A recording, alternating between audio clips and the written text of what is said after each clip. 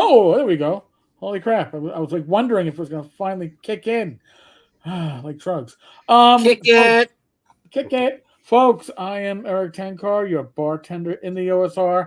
Today we have a very large panel of personages within the OSR, and the Thank frickin' you. man. Finally.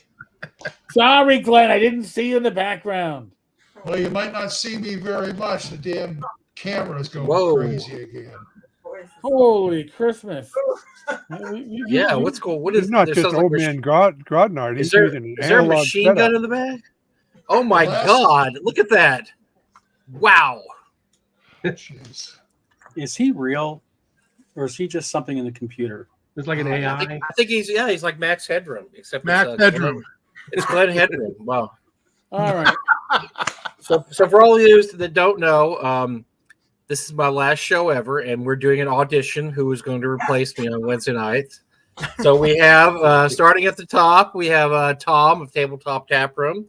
I'm going to put him as odds-on favorite because his wife helps him, and so that's two people helping, not That's just right. one. You two advise one.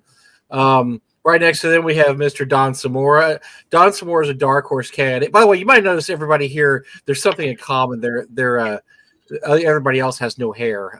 So that's another plus for our man up there. But Don Samora, right underneath Don Samora is Robert Block. Or Robert Block is not no. is not gonna. I'm sorry, Joe, not but if you're going to I be did that compared a to lot. Block, Robert Block would be a great Block to be compared to. He's a genius. He's a genius. You're good too, but I'm not quite up there. Robert's a genius. Joe's good too. And then we have Rob Conley. There's no way Rob will win this, so we just included Rob for our older demographic. Apparently a lot of the chicks that watch our show, all what we figure out, Eric, 3 of them, 5 of them, they all rate Rob very highly in the and then speaking of a really dark horse candidate, Glenn Hallstrom, who can't even get his computer to work, so he's out of the running, I think. No, I'm just kidding. I'm just kidding. I'm not going anywhere. But we have an incredible show tonight.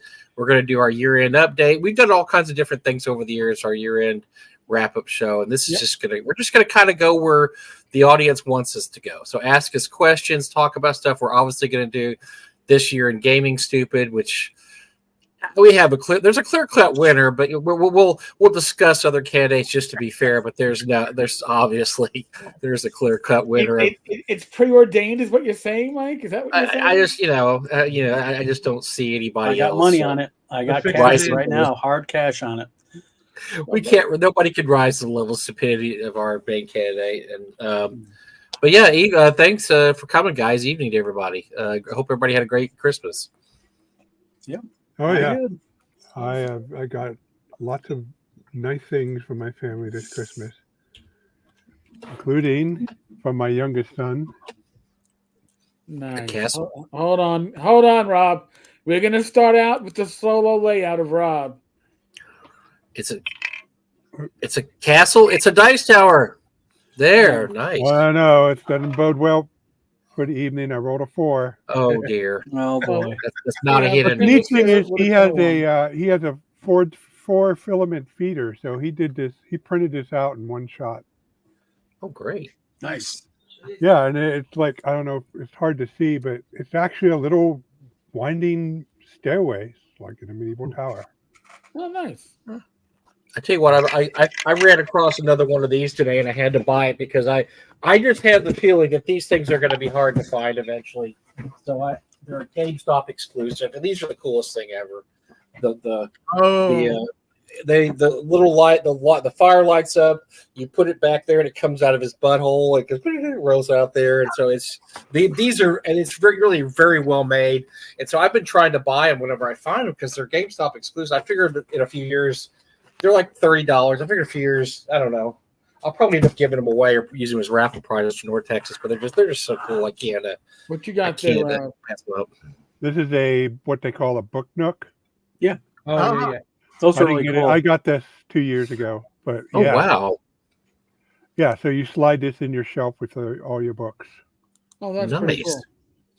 Yeah, it's pretty Very cool. nice. hide your keys, money, and dice in there. Special dice. Hide your keys, hide your wife. Money, hide your dice. Yeah. So now Mike wants to show off Shadow Dark, which we certainly. Oh, yeah. Speaking of Oh, so Christmas presents, yeah, Wait, that's I want to show that mine out. That was was my. my Kindle Scribe. So. Oh, nice. And I just to waking up is fun to do. I started putting on RPGs, and such as of course, you know what? It doesn't work. You turned invisible. Background. I think you got a ring of invisibility because you did went invisible for a second. But oh yeah, look at that. Stuff like very cool. Dragon Slayer looks really good. It's not good. I don't. It completely disappears. It's called a green screen for a reason, Eric. If you, I know, but listen, if you try to use this AI bullshit, you know what? I can demo I do this in my living room, so you know it's gotta work as best it can. So this is a regular Kindle Paperwhite, and Shadow Dark is like crystal. Oh yeah, it looks awesome on it. It really does. Crystal nice. clear. And not to toot my own horn, but my Majestic Fantasy RPG book also looks pretty good on this too. Oh my god, this is going to be him plugging his Majestic Wanderings all over. RPG is a Really good. Here's a good example. This is a smaller font. It how looks crystal clear it really. So, And well, by the way, I actually started rewatching the live play that Matt Jackson ran for my group. And holy shit, it's entertaining. But politically, that's the one I had to chase after. I want to show this. I only got half an hour through it. Just the character generation blew my mind. All right, Mike, you got the screen right now. I got this. I got Shadow Dark today. Right. A lot of people did not know the books were somewhat digestized. This is very cool. Oh my gosh! Look what we have here. Actually, they're not big print for old people. Yes. Big print for old people that can read. I love it. This is so cool. And so I got the deluxe package. I also got the DM screen. Oh, the DM screen is awesome. Yeah. I got the Curse Scroll 1 and 2 and 3, which are magazines about Shadow Dark, little zines. You know how much I love zines, obviously. Mm-hmm. And then I got I guess this is a mini dungeon. And then there's 5 one-page dungeons. Okay. And then I have this, and there's pre-generated character cards. Wow, this is really nice, guys. As much as we already gave Kelsey kudos. She's much more generous with the dice rolling than Matt Jackson was. I will say that. These are really nice. So I'm gonna say run, not walk. When Shadow Dark, the book is available. And some of you I know just got PDFs and may have printed them off. I think the quality is amazing on this. I mean, this is a thick, heavy, beautifully embossed book. That's the special edition of the collector's edition. Yeah. I've also got the regular edition. So it came. Really nice. I got. So I'm going to give it, not tonight, folks, but we are going to give away after OSR Christmas wraps up, probably in a week or so. We are going to give away on this channel, Shadow Dark, the regular edition standard hardcover, and issue 3 of the zine because they sent me 2 copies. Oh, hey. Cool. I shall. The paper size is A5 if you print it out. So let me just not digest. It's A5. A5. Okay. So let's go around the table. So I have Shadow Dark physical and PDF. Eric has it. Rob has just a PDF. What about the rest of you 3? Did you all purchase Shadow Dark? I do not. I did not. Did not get it. You guys did not get it. Is I'm there a reason? buying new systems. I got you. No, I understand. I only play one. I finally realized I'm never going to play anything but AD&D. We've been in such big development with open worlds, and then with Tim on his involvement in it, just have had no time for anything else. Yeah. So, well, I can say with Shadow Dark, it is a minimalist system. not. But the reason I got it is I looked at the quick start that it was already available, and it's a minimalist design, but damn, every part pulls its weight and then some. Yeah. I mostly got. It's just a marvel of good design. I only play 2E and then BX, but that I figure you can use ideas from anywhere, and I like a lot. When I first heard her talk and heard her do a stream, I just like a lot of her ideas, and so I'm borrowing a lot of the ideas in there. And I can always use charts. There's tons and tons of D100 charts in here, like ocean encounters. There's just tons. I can always use stuff like that. So I borrow a lot from other people's systems. Even though I pretty much got down to where I just play 2E, and if I want to play the old D&D way, I play 2E. If I want to play basic, I play BX. I'll take an OSC module, but I'll just convert it to BX probably rather than just play OSC. So. I understand where you guys are coming from, but I get ideas from everywhere. I even get ideas from 5E sometimes. Not the great ideas all the time, but I do get some ideas sometimes. What I don't want to do, no. There's some. I think there's some interesting. I like some parts of 5E. I understand why it's so popular. Let's just put it that way. I do understand why it's popular, but not my cup of tea. I've even stolen ideas from 4E. Oh God. The room goes Eric, silent. kick him off. Yeah, really. He's done. Yeah, story is. Well, 5E has some 4E DNA in it. It really does. I mean, so the one thing I think is that they did right I for already 5E. knew. You don't have to sell me. Well, the one thing I think they did right for 5E is they took parts from all different. They took the best parts from the different versions. They didn't force you into a system. They said, look, we're going to make a system. It's a patchwork of 4 different systems, and we're going to take the best parts out of them. So I think they made a very easy to learn game that has aspects of a lot of the older versions also. But it's not the older, obviously not. The only thing I dislike it does about have 5E is, as a designer, it's the 20 level span, which is what a freaking bird. But everything else, it's pretty okay to work, even though I like my own better. But 5E wasn't too bad to work with. It's just coming up with 20 levels worth of stuff where anytime I wanted to play around with that classes and stuff.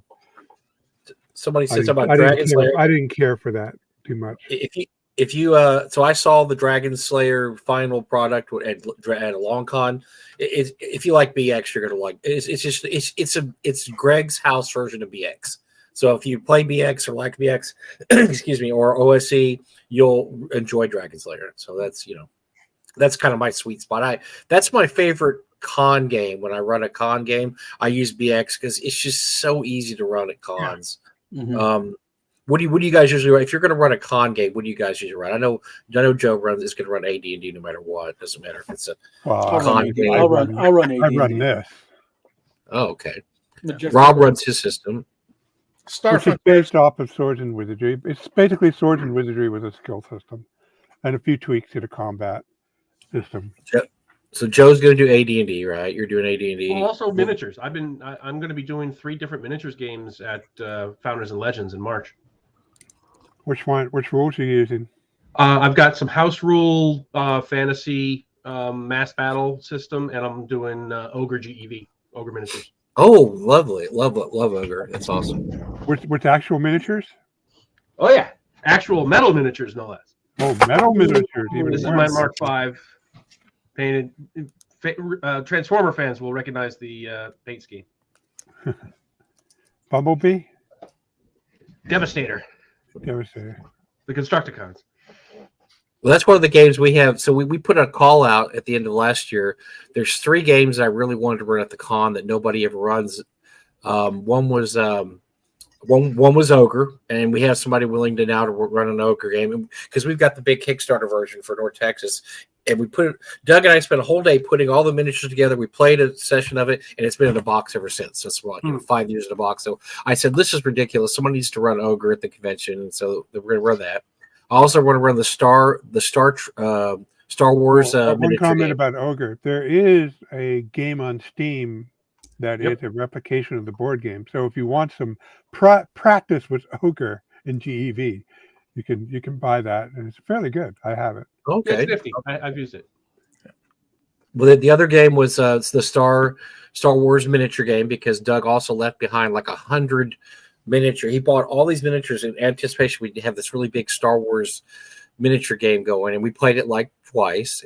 We stuck the miniatures up, and we got the Death Star. We've got everything. We've got the big giant Imperial ship. So I got to call out. We haven't got anybody to run that yet. But then the other one that I wanted to run, because I have the Kickstarter. I have the ultimate Kickstarter. It's got everything. Is the Fantasy Trip, Yep. which for a lot of us that was kind of neck and neck with D&D All right, back back in the off day. a bit. Rob, reach there- for the shelf. Rob's got it there. Rob's got it right there. Of course he does. Of course he's got it right. Ooh, okay. Almost killed my Star Oh Wars. yeah. There we go. Yep. Yeah. Hold on. So that's a beautiful box. I've got that box too. Except Nice. mine's side by And Steve you Jobs. feel like you really get your money's worth. Oh, that was a nice sound, Rob. Yeah. Of course, I have some original stuff, but you get all these Yeah. tokens, cover sheet. You get this nice little folder that you can keep stuff in, Very cool. including. So I'm looking. It looks like you've actually run this since you got it, Rob, or not? I ran like it you- once. Oh yeah. This is the dungeon that you get with it, That classic Tullenkar's Lair. Yes. and so this all goes back in there. Does it have like character sheets and all that good stuff too? Doesn't it? Oh, Oh, there he's back. it's The one Yes, and I the did. only. Glenn, I'm has- back. you get your Technical. VM screen. Welcome back, Glenn. Technicals, So- all that kind of stuff. Tenkar, Tenkar has volunteered to run this. Are you still interested in running this at the GOG? yes, I will run Finish it. it. All right. Yes. I will I say want the to learn original it. rules are not included. Oh, okay. Well, And I got to say, after reading this, Steve Jackson did this one a lot better.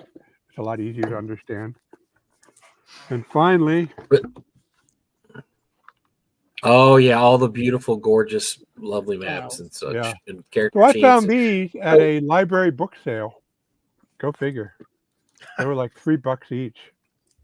I just figured Oh. we have all this. We have this stuff. I want to use it because it's made to be used, right? I mean, there's something to be said for collecting stuff and putting it in a box and looking at it and eyeing it, and say it's awesome. But I'm getting to Yeah, that when you age have where stuff I like want to this. use this. Yes, you got to use a giant monster. Of course you do. But yeah, none of those games have ever been run at the con before, and I figured this is 2024. We're going to have all those two classic games in one game we're just running because we got a lot of miniatures for. We'll run those at the con. So. But I've also heard from 2 or 3 other people, including I think Ty Beard said he might want to run a Fantasy Trip. And a Really? couple other people. So I would love to see Fantasy Trip. Fantasy Trip is it's one of those missing steps of the game industry, and that at the time I remember playing because we had the mini games. We bring the mini games to school. I remember playing it, and it just kind of dropped. Because of course it wasn't promoted for decades. It just kind of dropped out of consciousness. But it was a nifty little game.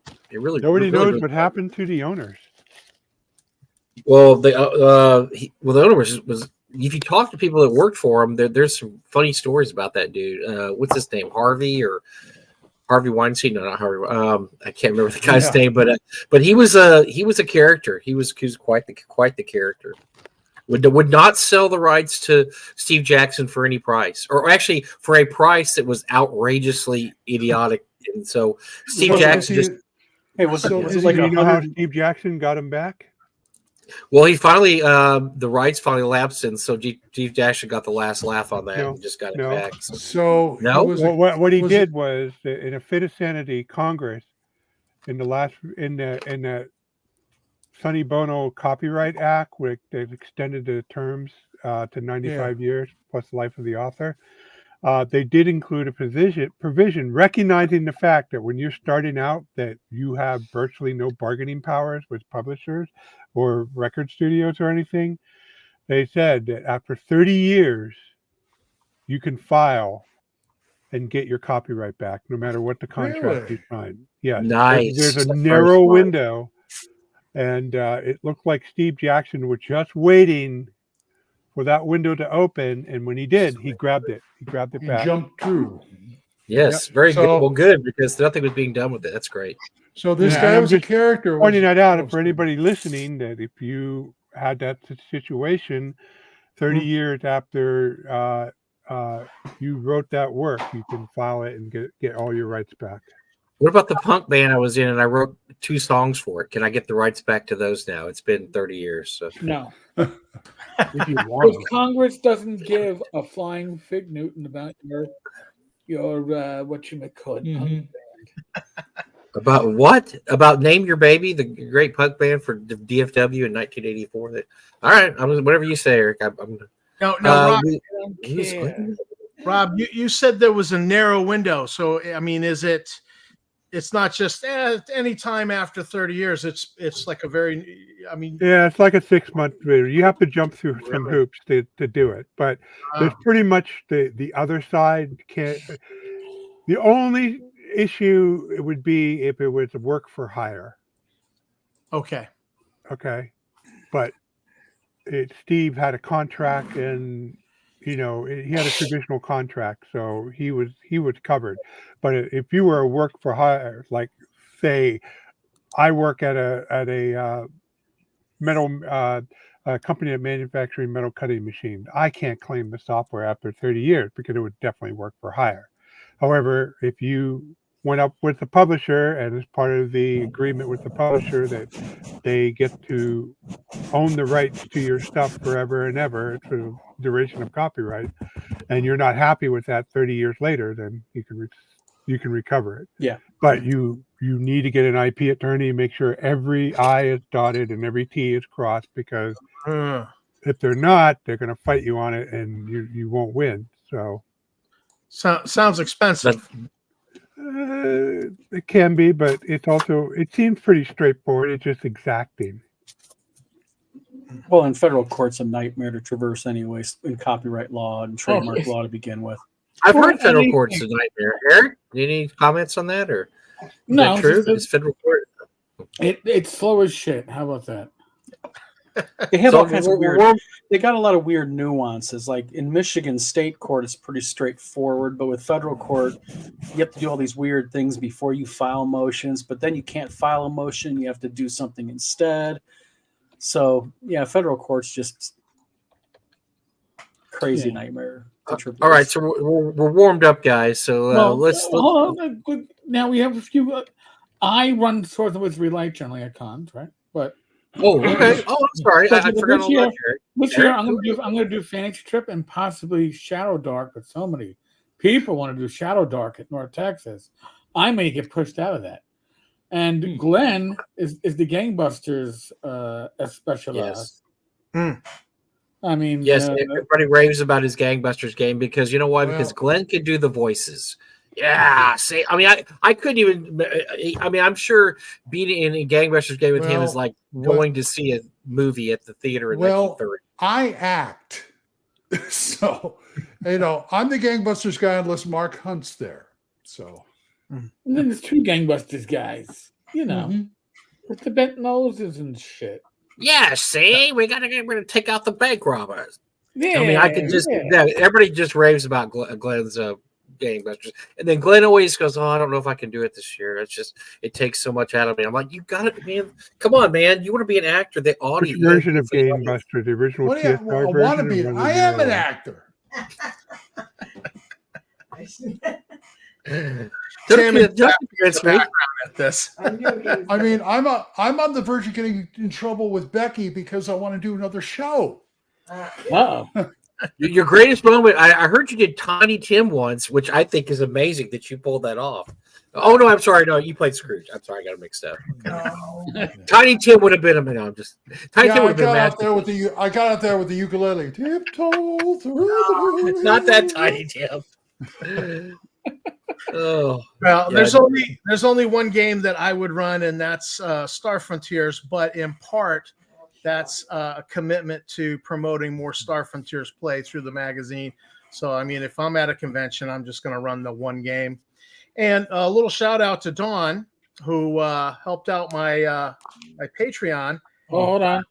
Let me give you. It isn't just solos for the others. There we go. So we were getting these Streel logo stickers done, and he had to order new paper, and they sent him holographic paper. So he hooked me up on the logos, and the Streel ID cards Those are are cool. really gorgeous. Very And nice.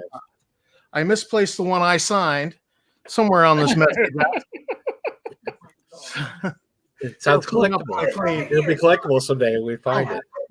There we go. Oh, the good wife had my ID card. Yeah. All right, hold on. Put it up. Hold on. Yep. So Put 'em up, I am put 'em an up. official Streel employee for the Nice. Streel Megacorp. There you And go. so special shout out to Don and Wizard Tower Games Thanks. for helping out the Patreon promotion. We gave these things out to all of the people who signed up in the first month of the Patreon in November. Got it off to a nice start. So I really appreciated Don's help with that. Thank you. Very good.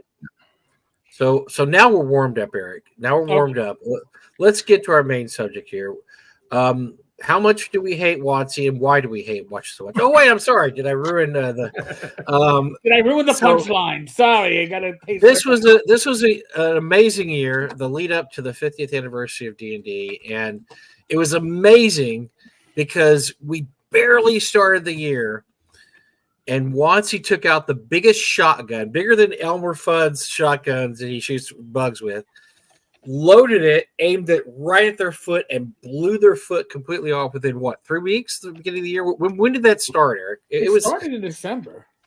Yeah, it was just it was kind of leaky in December, but the whole OGL announcement was when January. It was January, correct? It was January. Yeah. So they blew their foot completely off. I mean, they didn't give us time to ease into the year. It was just from the moment the year started, it was, oh my God, what are these guys doing? I don't even have the patience to go through the whole timeline.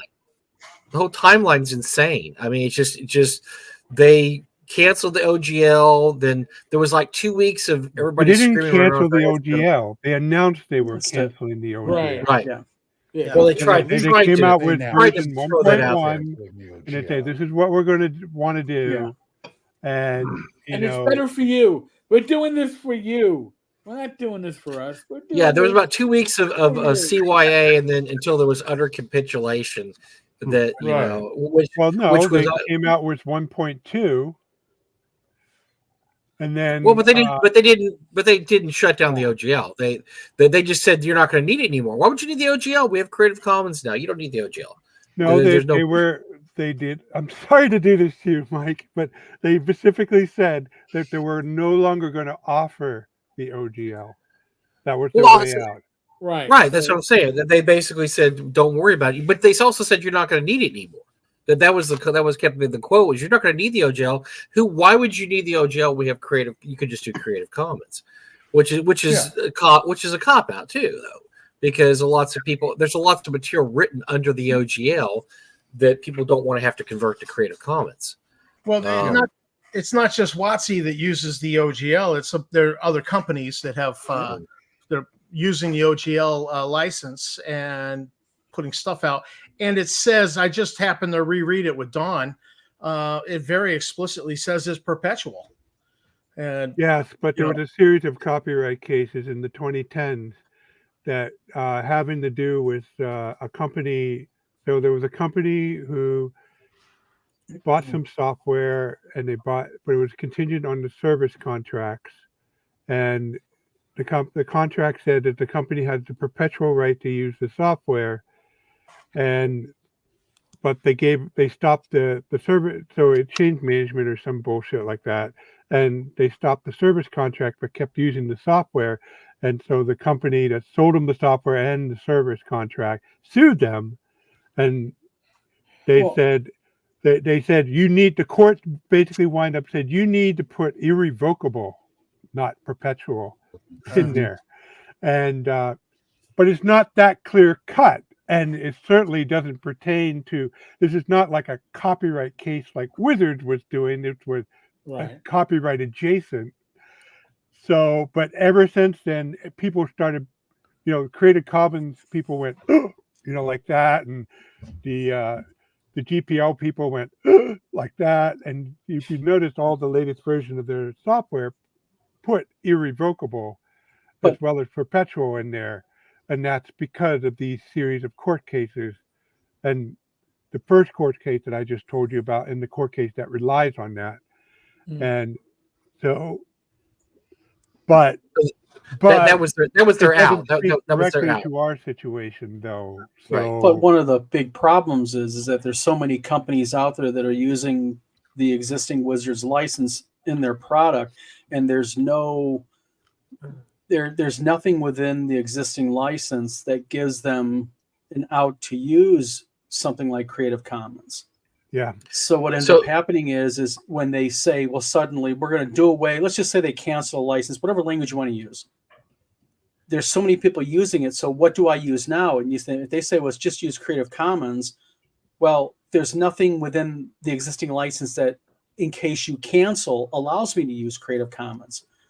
So yeah, and there's a lot of, I guess, first person license out there. For example, the Traveler SRD, yes, the Legend, which is like a RuneQuest clone.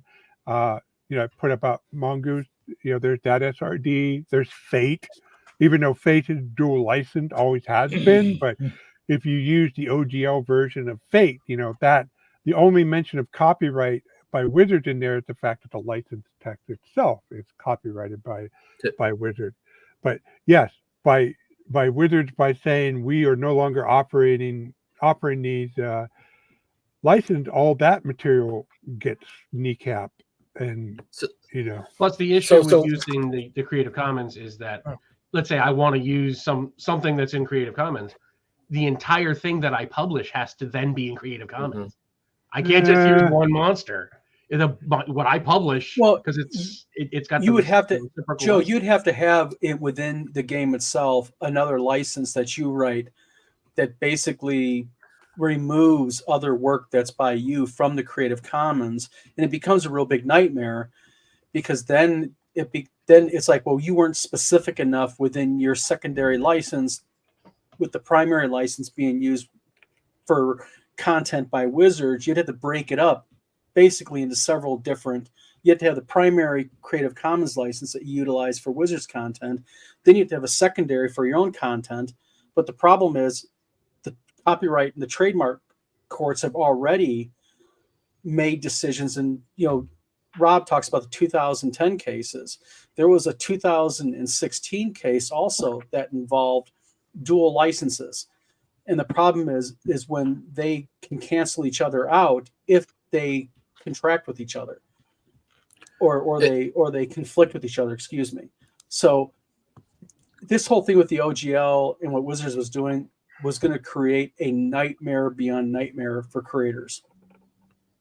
But Eric and I, but- every lawyer that we know and that talked to said that they were going to win this case. They said that, as a matter of fact, it was going to go to court. It was all ready to roll. Behind the scenes, they had a publisher willing to be the person that would publish, and they had lawyers. Just think about all the lawyers that Eric and I know. Let's just put it that way. Every one of them said, "Yeah, we're going to win it." Now it's going to cost a lot of money, and it's going to be lives will be lost, and time will be this and that. But the fact that, and I think Kevin had put it up there, which is great, is that they can get Ryan Dancy on the stand, say, "What was your intent with this law?" And his intent was this. Now that may not mean anything to some people, but it would mean a lot under certain circumstances. See, this is what I This meant to is say. where I have to disagree with one thing. I know what lawyers say. I have a trademark and copyright lawyer, and she has warned me about stuff like this. About it's one thing for an attorney to look at it and go, I can tell you right now they're going to win.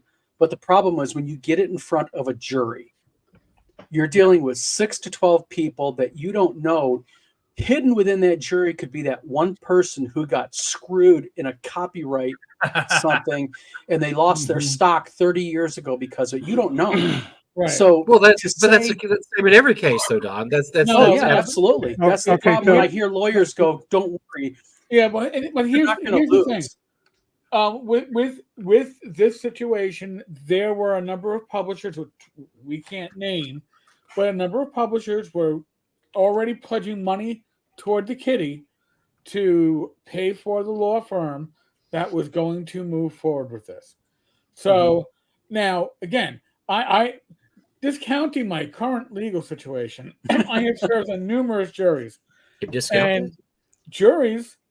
I served on one where I was a foreman, and I got yelled at by the judge in the end because it was a civil trial, and we were hung.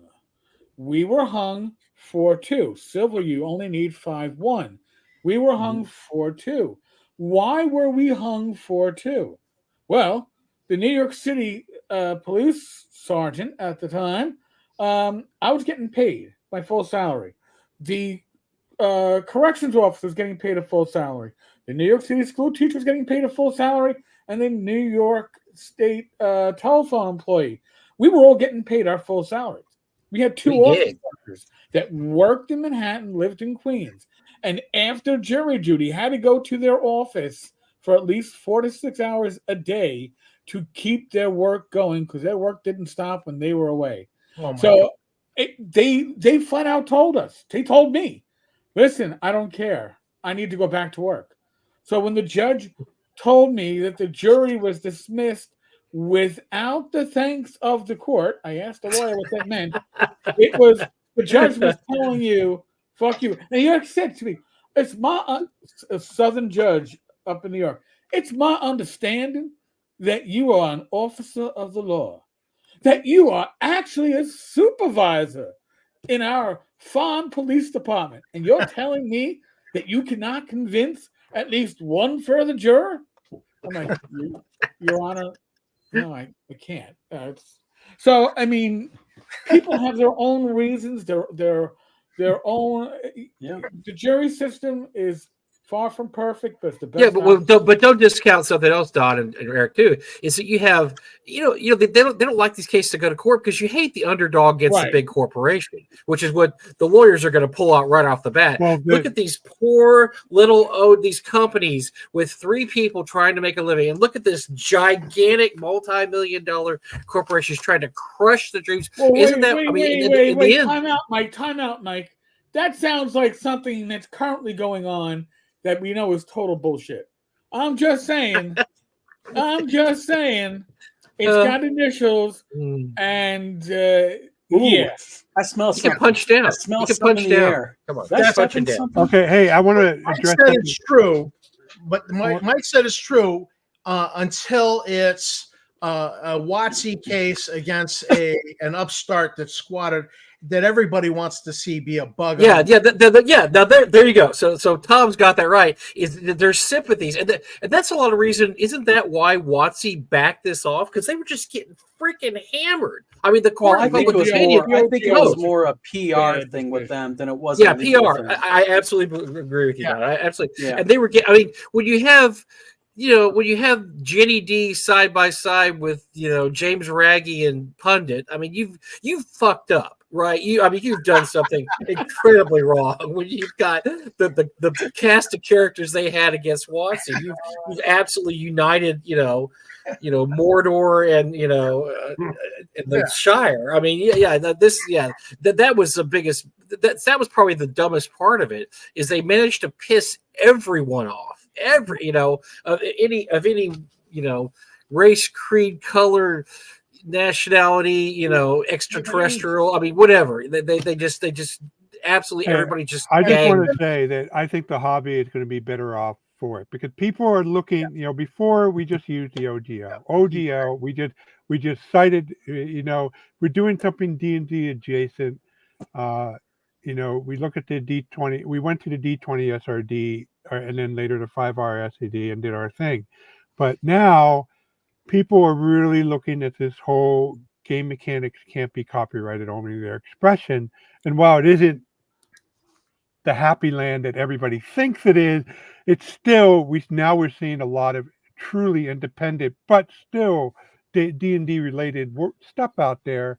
So we don't have to. We can stop worrying about what the latest crew of Wizard wants to do with the brand, Because, whatever objections or problems you have with Wizard today, it's all going to happen again 10 years from now when the next batch gets in, You know, Well, you're very right, Rob. And I think one of the good things that's come out of this is all these creations of new systems. Because now you have people saying, well, I don't want to do what WotC's doing anymore because I don't trust WotC, which you shouldn't. You shouldn't trust WotC. And so you've got Wolfgang Barr's system. You've got all these new systems popping Shadow up that Dark. Shadow Dark, Dragon Slay. I mean, just everybody. Everybody's got their own system now because they don't want to just say we're going to do another 5e clone because we saw that they don't want to put all their eggs in that basket. Which is actually, you're right. That's very healthy for the hobby. That is very healthy for the hobby. And the other thing is by putting the 5e SRD under Creative Commons BY, that's going to, over the long run, bring in more people because a lot of people didn't like the fact that they have to open up their game mechanic under the OGL. Because anytime you do something off the D20 SRD, most of it has to be open. Not all of it, but most of it will have to be opened up. But with the Creative Commons BY, if you don't want to share, you just put that credit in the cover, and there is no license with it. Just use it and just credit Wizards, and you're good to go. Yeah, but Peter Pham reminded me that even Critical Role stepped back 5 feet. We're gonna let you go with this, WotC. Good luck. It sounds great. And now they have their own game, which has got terrible reviews, but whatever. It's still it's something different, and that's good for the hobby, really. To have Critical Role fans are fanatics, anyways. Yeah, they're gonna buy it. They don't care if it's Well, I mean, the ones I'm seeing not like it are Critical Role fans, which shocks me because it really, apparently is not that great a system. If what I've read, the reviews are pretty scathing. But There's no system. No, well, I mean, it's not as bad as MCDM or whatever the hell that garbage is, but it's pretty bad. That's truly the system. You don't want to play a not tactical RPG?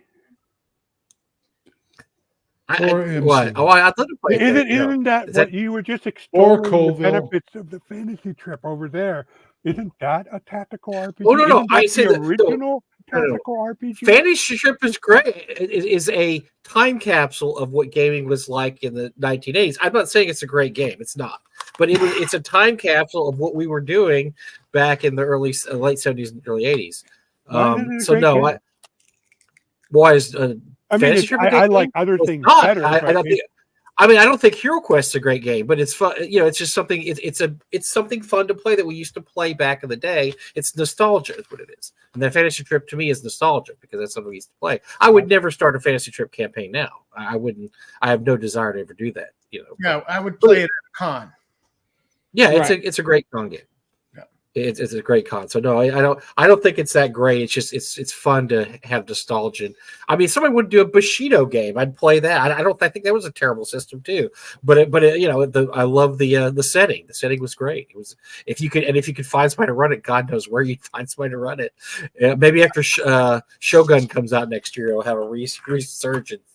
And people want to play Bushido. I don't know. Shogun. Are they redoing that thing? Yes. Yes. You didn't see the commercials, Glenn? Yeah, it's coming out again. What's coming out again? Shogun. They're doing a new version of Shogun after 40 years. So get ready. Get ready for Shogun. Version after the Shogun Mania. I think they did it once after Shogun 2. Tom Cruise returns. That was a Shogun-ish movie. I don't think that was actually Shogun though. That was Shogun 2 Electric Boogaloo. That was Tom Cruise trying to be tall again when he's only 5'2". He was trying to pretend he was tall. 5'2". So he had to go to Asia, and he had to. Yeah, no, I shouldn't say that. But anyway. He's tall. He's tall there. He's tall there. He did great. You're canceled. I know. Apparently, the blade or Candela Obscura uses the basic Geist mechanics of Blades in the Dark, but it's not quite a clone, but that's what everybody's upset about. Right. Mm-hmm. Yes. Well, that would mean giving credit where credit is due. And just an MCDM borrow something too from somewhere, something. I don't know. Well, we don't know. I don't think there's much of the rules. I just love it. So I want everybody's opinion. So Eric and I just absolutely torched MCDM. But my thing was, I would never back a game that's going to take 2 years. They're basically telling you it's going to be a year and a half, which means 2 years until you're going to see this game. And as much as I like the dude, I mean, I just don't. Well, I got to jump in here. Come on, didn't they have it written already? Aren't they playing it now? No. What the No, hell? Rob, no. That's what's so crazy about this thing. No, it's not written. This is a hope and prayer Kickstarter for $3 This is a million? Kickstarter. This is a Kickstarter from 2010, basically, Rob. When basically people when the wandering wizard had an idea about he wanted to do a game about dwarves and got $40,000 and he pissed it all away, obviously, but didn't know what he was going to do. He just had a game. It's going to be about dwarves. People said, "I'm going to do my Into the Majestic Fantasy Realm all wrong because I wrote up 4 maps for it. So I should have printed out the whole thing and said, hey, back me for $3 million. I'll fill out this entire continent. This would be what the Waterlands of the high fantasy should have been if Judges Guild stayed in business." Come on, missed your opportunity. I mean, that would have been great 15 years ago when you didn't have to have proof of life. Nowadays you have to have pictures, you have to have artwork, you have to have everything done except really even the artwork. I mean, you got to show the artwork, you got to have a video, you got to have say the rules are ready to go. You got to have all this thing done. It's just amazing. It just blows my mind this day and age. That's why the Kickstarter like that would get as much money as it's gotten for something that's basically an idea still. Yeah, well, I wonder if it'll come out before Weird West. Far West is out in PDF. Far West is out in PDF. Not very impressive. Do I think I'm ever going to see Eric? My printed copy? No, not actually. But it look. You know what, Eric? Sometimes you are a little too demanding. I mean, it took 7 years. So what? I mean, 7 years. No. Mike, fuck you. Okay, it wasn't 7 years. It wasn't 7 years. All right, it wasn't 7 years. It was. I'm sorry. Let me figure this out. How long? That's so many years that I got it mixed up. It's so many years. I just celebrated my 12th wedding anniversary. 2 days before my wedding, I took the picture that turned into the Red Hand of Fate. It was due that December. It was due to ship December of 2011.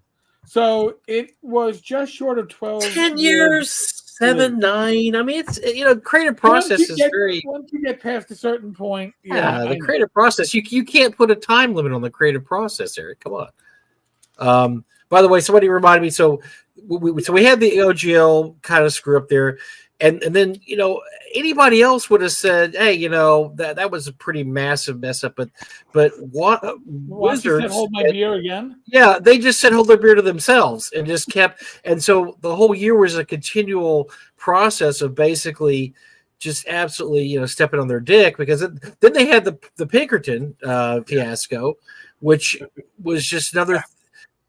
That was another just absolute PR disaster where they sent Pinkerton agents to collect magic cards from a dude's house, which I guess the guy had never watched an episode of Law and Order. You don't have to let Pinkerton agents in your freaking house. I would have told those jokers at my door, get off my property in a flat minute. This was the guy who would accidentally send something too soon. Right. Yes. And the Pinkertons were like harassing his neighbors on a Sunday morning. It's just. We did find out the Pinkertons still exist, because a lot of us didn't even remember that Pinkertons are still a thing, and they're still Pinkertons are still a thing. I ran that across reading news periodically. It was like, God, I know Games Workshop has been giving them a run for their money in a couple of times. What they're doing with this new edition, and they put their army builder behind a paywall, and they charge one of their boxes they ended up charging like $18 a figure or something. I think that's crazy. I think the difference there, Joe, is that Game Workshop has really been knowingly pieces of crap for kind of a while. I don't think anybody thinks WotC hasn't. Well, not to this extent. Not to this extent. They haven't based. I think they always had the good. they had the goodwill of the fan for a long time, and they lost that goodwill of the fan.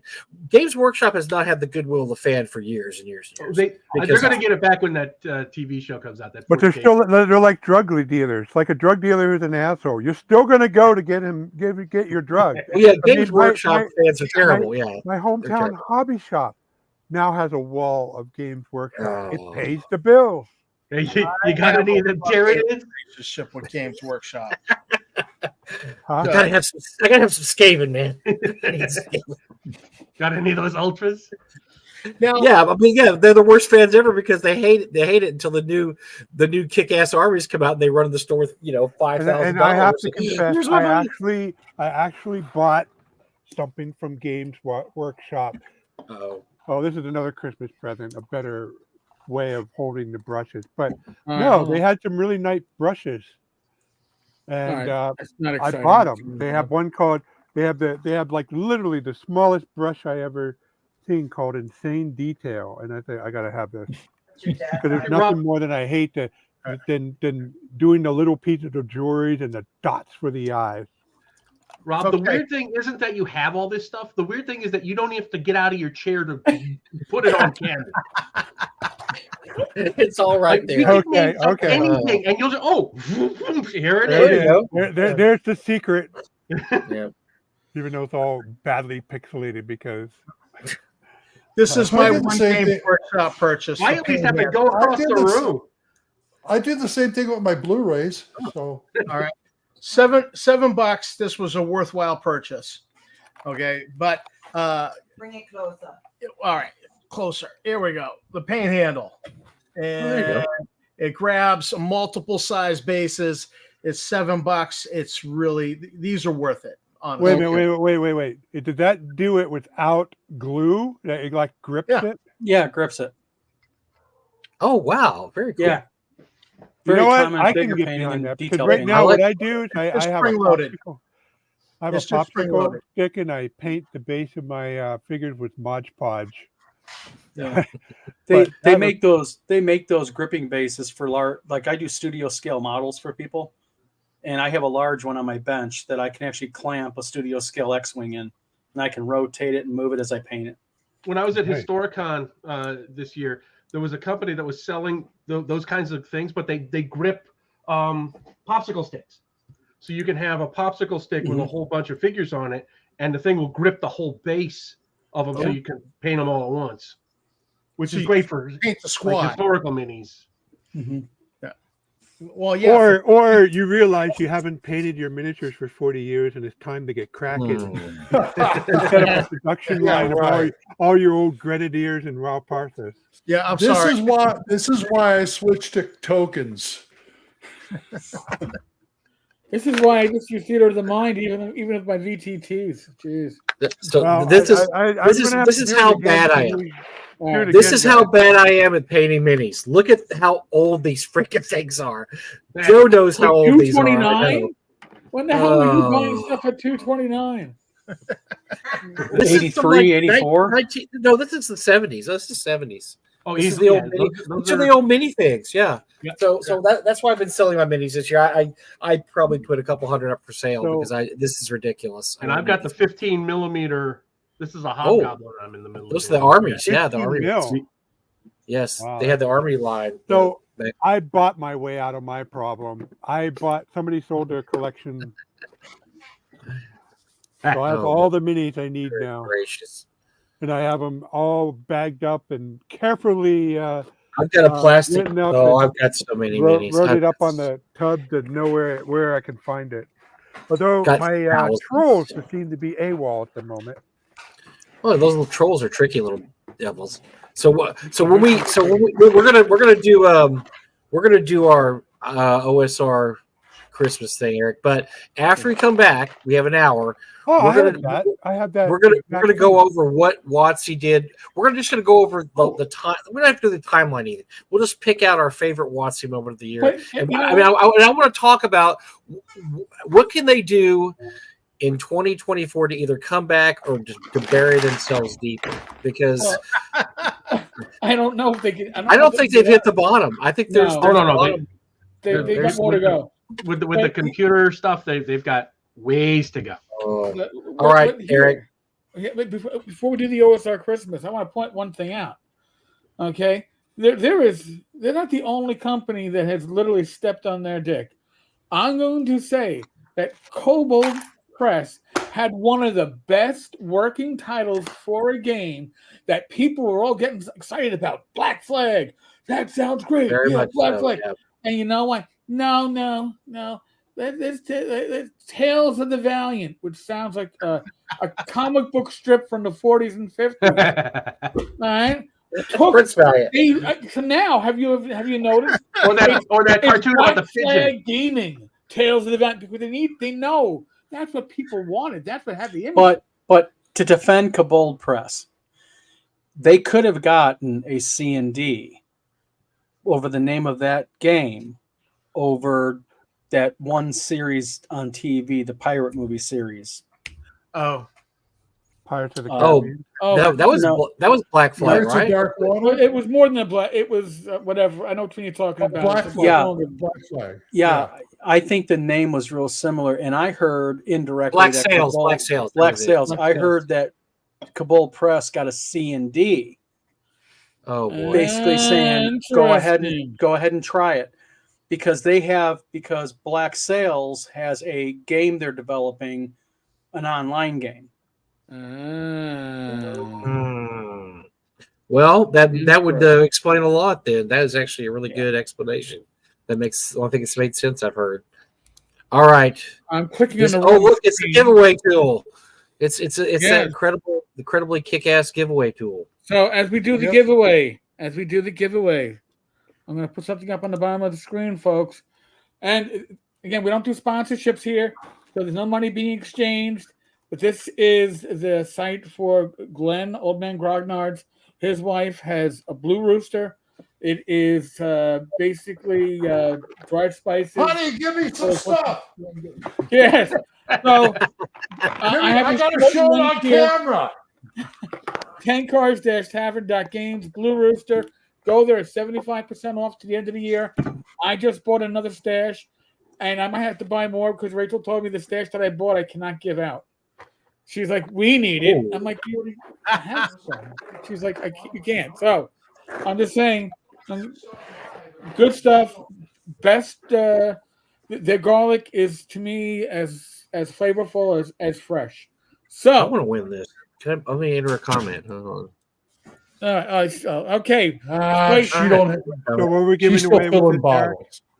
First giveaway is a PDF bundle of issues 1 to 3 of Wizard Funk. It's an OSR zine from the Dice Bros. So I am going to start collecting comments right now.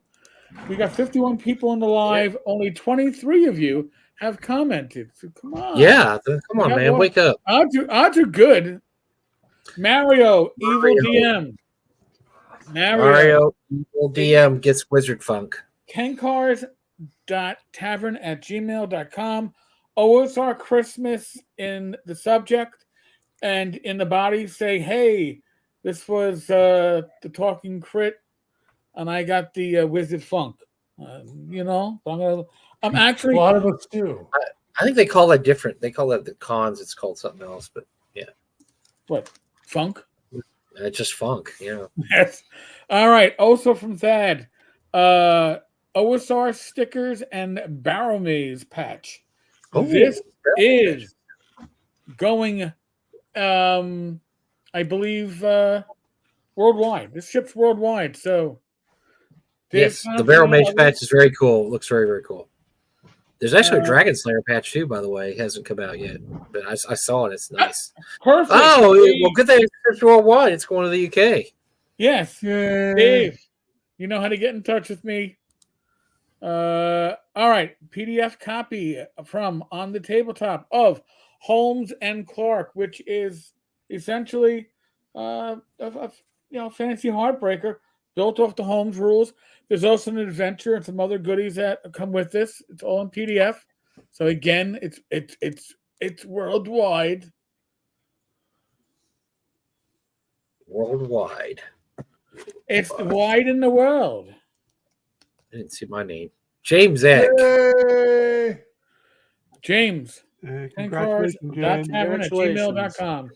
OSR Christmas in the subject.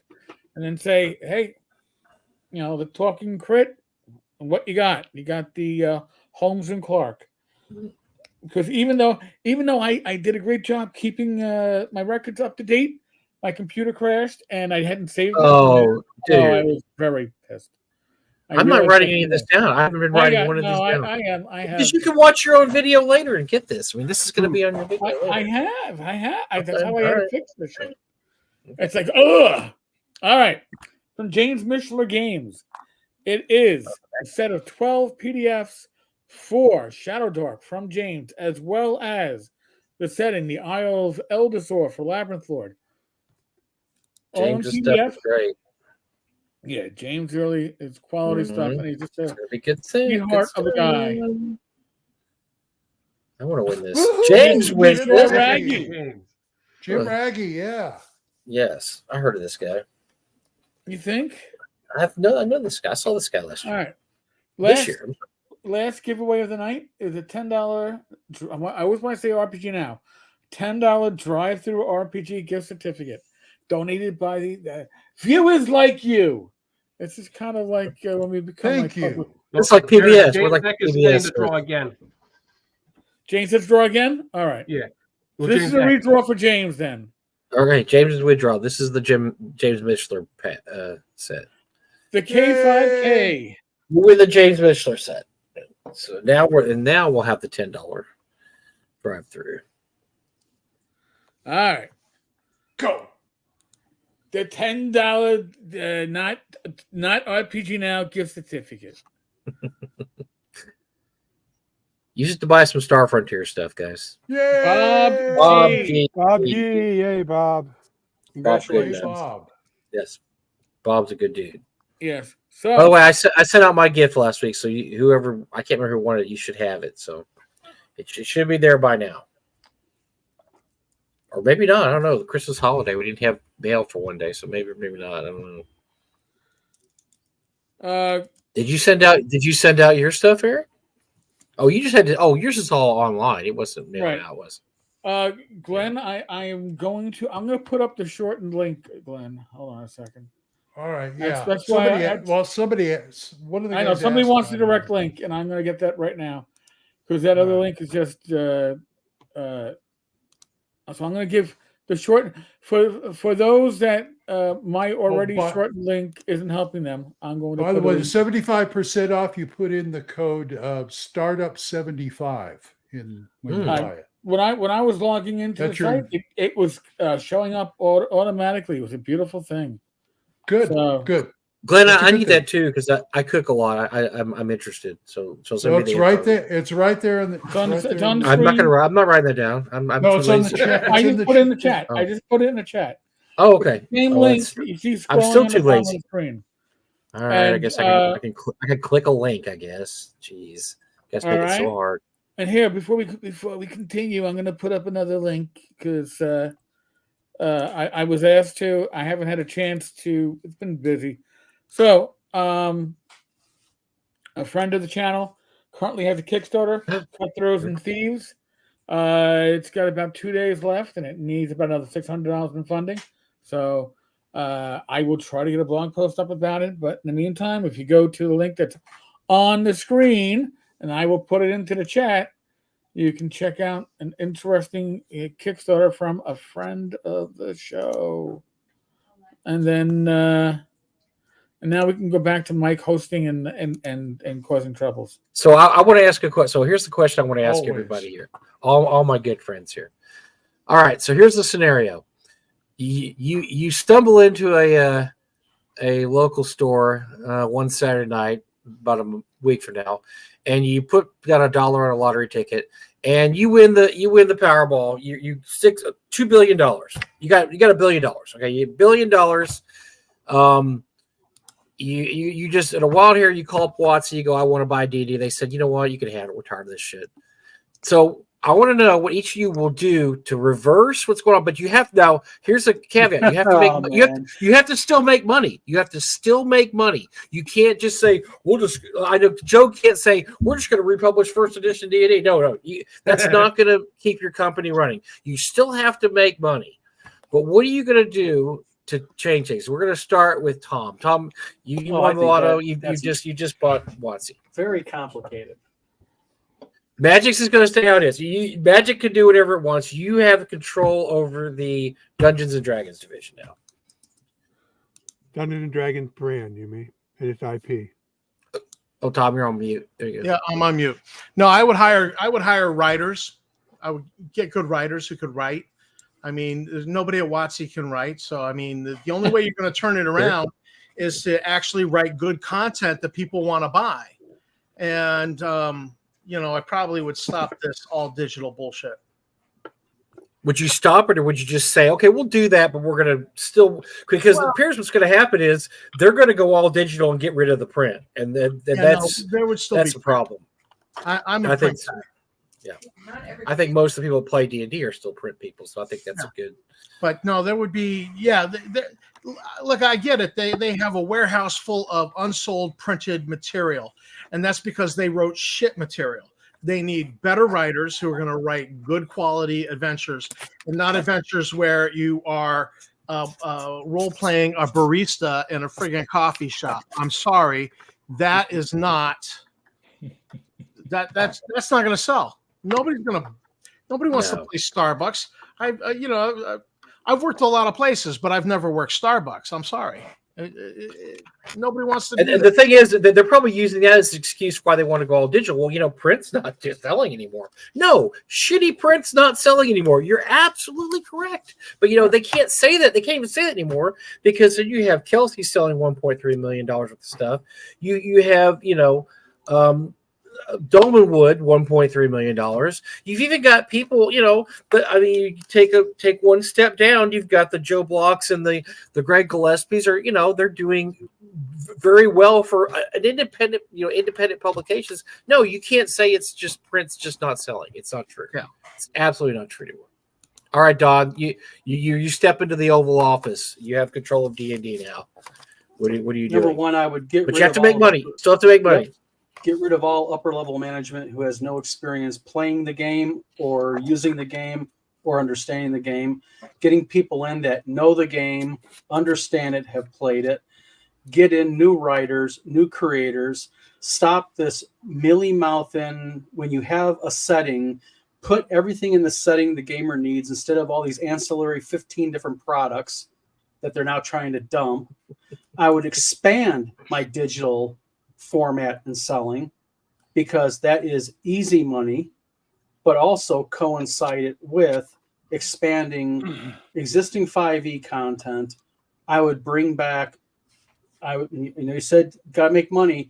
I would bring back limited edition AD&D second edition reprints of the game, which would bring people into it. And I would actually expand into bringing new gamers in by getting programs together for schools, educating newer, younger players, and getting them into the game younger by creating a D&D type game designed for the 7 to 10-year-old range. Very to good. Get them into role playing very early on. Yes. I wish Don had invested some thought into this. He has a list here. He's going down. He has plans for this. So Joe, you're in charge. You immediately they turned down your suggestion that we just start publishing first edition D&D. Greyhawk. They said we can't just do that, sir. No. We're gonna do Greyhawk first edition. We're going to bring back every edition and focus it on one particular setting that did very well in that edition. So, in essence, if you're the first edition stuff would be Greyhawk, the second edition stuff would be Realms, the third edition stuff would be focus on a popular setting from those previous editions. Bring back the authors who made those editions and those settings, so popular at the time. I would keep the digital stuff as its own thing. So I'm already gonna have 5 or 6 fantasy games focused on different things with different mechanics. I'm also going to have my purely digital offering over here. It's not going to supplant or replace the print stuff, but it's going to be adjacent to it. And if I make, all of my EverQuest money over there, that's fine. I still get to have all the print stuff.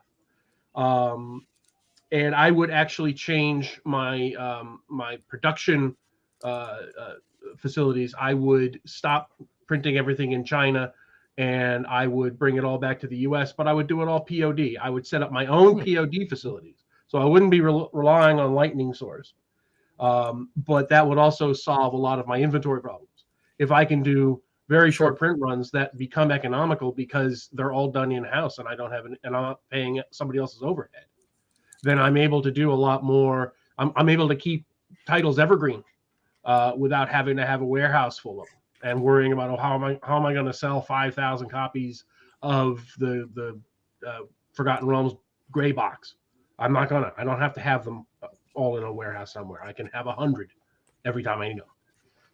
That's what Troll Lord Games does, right? Yeah, that's why they have their own printing company, Right. And you could afford it. You just won the lottery. Just go buy a Schubel and Son did the same thing back in the 80s. They were a play-by-mail game company. Printing equipment is not expensive in the overall. Trust me. Yeah, I mean they Schubel and Son did play-by-mail games in the 80s. They had their own offset printing press, and that's how they were able to make all this stuff for real cheap. It helped that they were able to sue Activision because they infringed on one of their copyrights, but one of their trademarks. But so be it. All right, the capital to get the offset equipment they needed, and once they had it. All right, Rob. So you walk in, they immediately turn down your idea of a LARP based on D&D, but you have other ideas. God, I'm so misunderstood. Well, first of all, I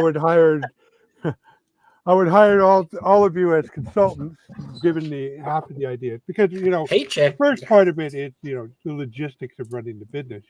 Since you have mandated that I still have to make money, I have to get that right. But so a couple things. First of all, I would make sure that I would reconstitute the original D&D Beyond team, and I would focus on licensing a digital interface to the IP that I own that you would have to pay a subscription for, but anybody, Roll20, I would not try to make my own VTT.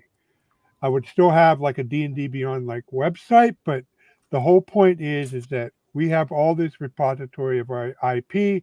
We have a standard way of accessing. If you have a paid description as a user and your favorite VTT is set up to use it, then they can, once we validate the key, you can download all the classes and stuff like that. And so that part, it's kind of like what they're looking for, but it's not. I wouldn't try to second guess and make my own VTT, because that's not going to be my wheelhouse. My wheelhouse is going to be make the best damn D&D ever. And just like Joe Block said, I would make sure that I would definitely open content all the rules. I would not open content the settings. Instead, I would use a community content program similar to what they have now, but it would include them all, the Greyhawk and the stuff. And I would work with DriveThruRPG to make sure that they have full access to the print-on-demand facilities as well. And of course, I would get rid of my bugbear, the no derivative clause. So if they want to publish their venture for, say, GURPS, I'm not going to complain about it. But if it's a Greyhawk adventure and it relies on Greyhawk IP, then they're going to be stuck. It's going to be tricky, but the whole focus is on here. This is D&D. It's not about anything in particular other than fantasy role playing, fantasy adventures, exciting adventures across time and space. You can spell jam. You can do all this, and then I guess for the actual release cycle, once the core books have been settled and straightened out, we would just have to hire, like you said, quality writers, and we would have seasons. 1 year would be Spelljammer, 1 year would be Greyhawk, and it wouldn't be like we try to have multiple competing lines like TSR did, but it just we refresh the adventure every year. Mm-hmm. And Glenn, you walk into that office. What do you sit down? What is your plans? What is your plans? Well, for the first new of all, I would replace all upper management and make a ironclad rule that nobody with the last name Williams ever runs this company again. It's just absolutely not allowed. Not Williams allowed. is off limits. You have to change your last name if your name is Williams. Yeah, You're gone. You're out. but I would keep the digital and VTT, but I would give them an ultimatum: make this work or else. I would still be doing print books. I would like to take the game section and split it in two. OSR here, current edition over here. Current edition, we get some of the people who came up with Fifth or worked on Fifth, like Merles and things like that, to run it. Over on the OSR side, I would get people like Greg Gillespie and Glenn Seal, and the department head would be Jeff Talanian. Oh, well, That should yeah, make some money. it's a dream team. Yes. Yep. Eric, I'm going to put you on the spot. What are you going to do? I know you have plans for this. Oh yeah, I've got tons of plans. I've written them down. I've threatened Mhm. TSR with it. No, He's going to hire Gilbert Gottfried. Yeah. Yes, Gilbert Gottfried will be in charge of the settings. He will be the new president. And Everybody will love the Forgotten Realms because Realms. Elminster will now talk like this and tell you exactly what's going on in your world. No, actually, what I would like to do, and to me, this is starting small because you're not really disrupting anything that's actually being used, and it kind of builds off what Joe was talking about. I would take Greyhawk, which is the setting that I grew up on, take the original folio, update it for modern times, update it for, I guess, the in-print system, and then make it open content.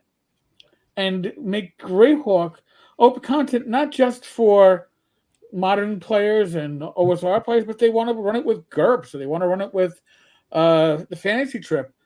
Make it the default setting for fantasy RPGs. There's enough meat there, and if you open it up properly, it might, maybe you'd even, if you're trying to make real money, maybe you even go, well, hey, we'll license off areas that different companies can then run their live campaigns in and have it be fully authorized. But Greyhawk is ignored, and it's very much underutilized. And if you play with the Forgotten Realms, you're going to have enough of the player base go, oh, you're blowing my mind.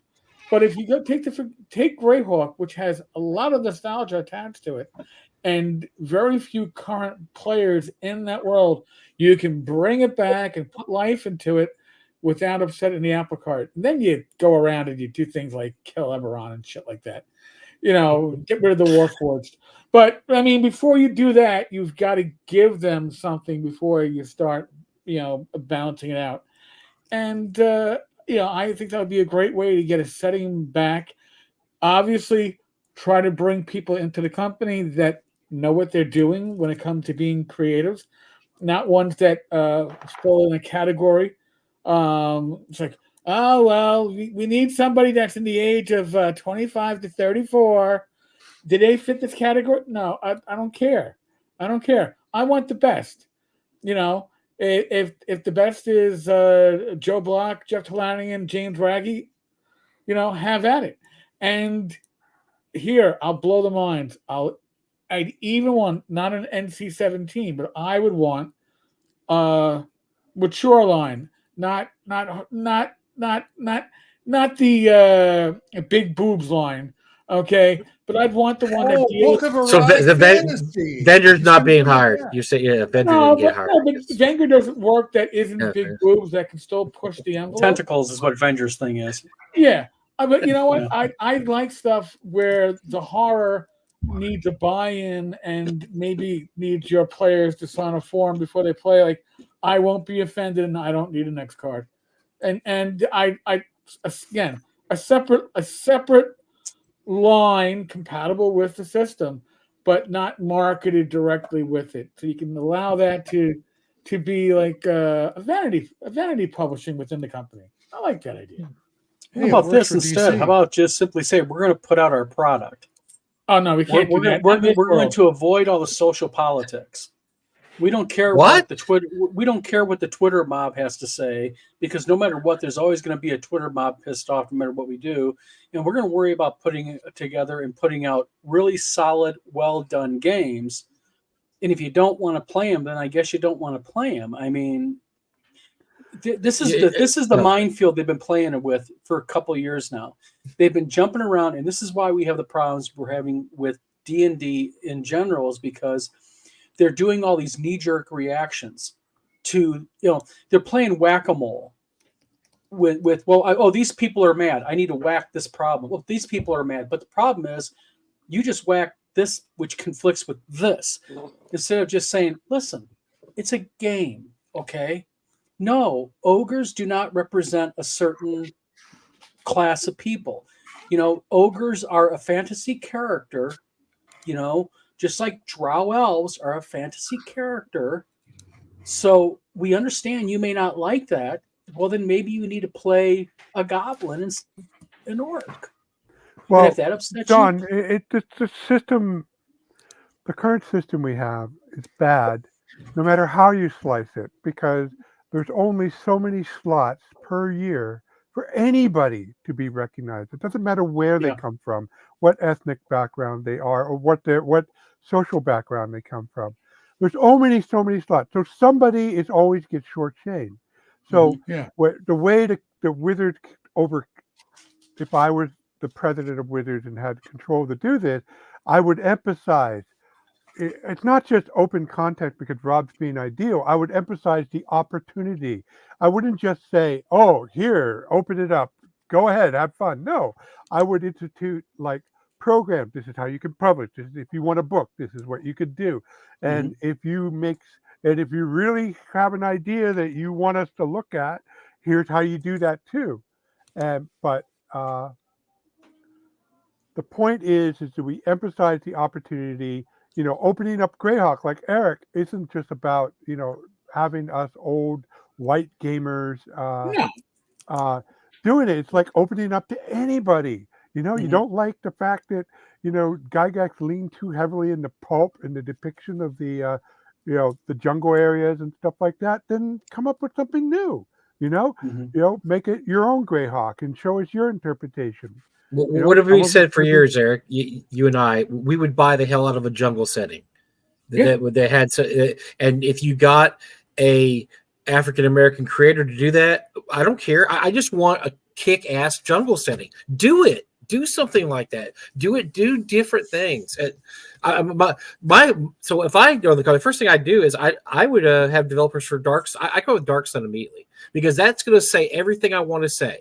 Because first of all, it's going to say in the rule book, slavery is bad. Slavers are bad guys. They're enemies. This is a abhorrent practice. These are your enemies, are these slavers. And so right off the bat, they're going to know this is not old WotC anymore. And Dark Sun has continually shown over the years, over the decades, to be the most popular system they've never republished. Because you got to do that. You got to do Dark Sun, but you got to support what not traditionalists like us, like what most people wind up liking.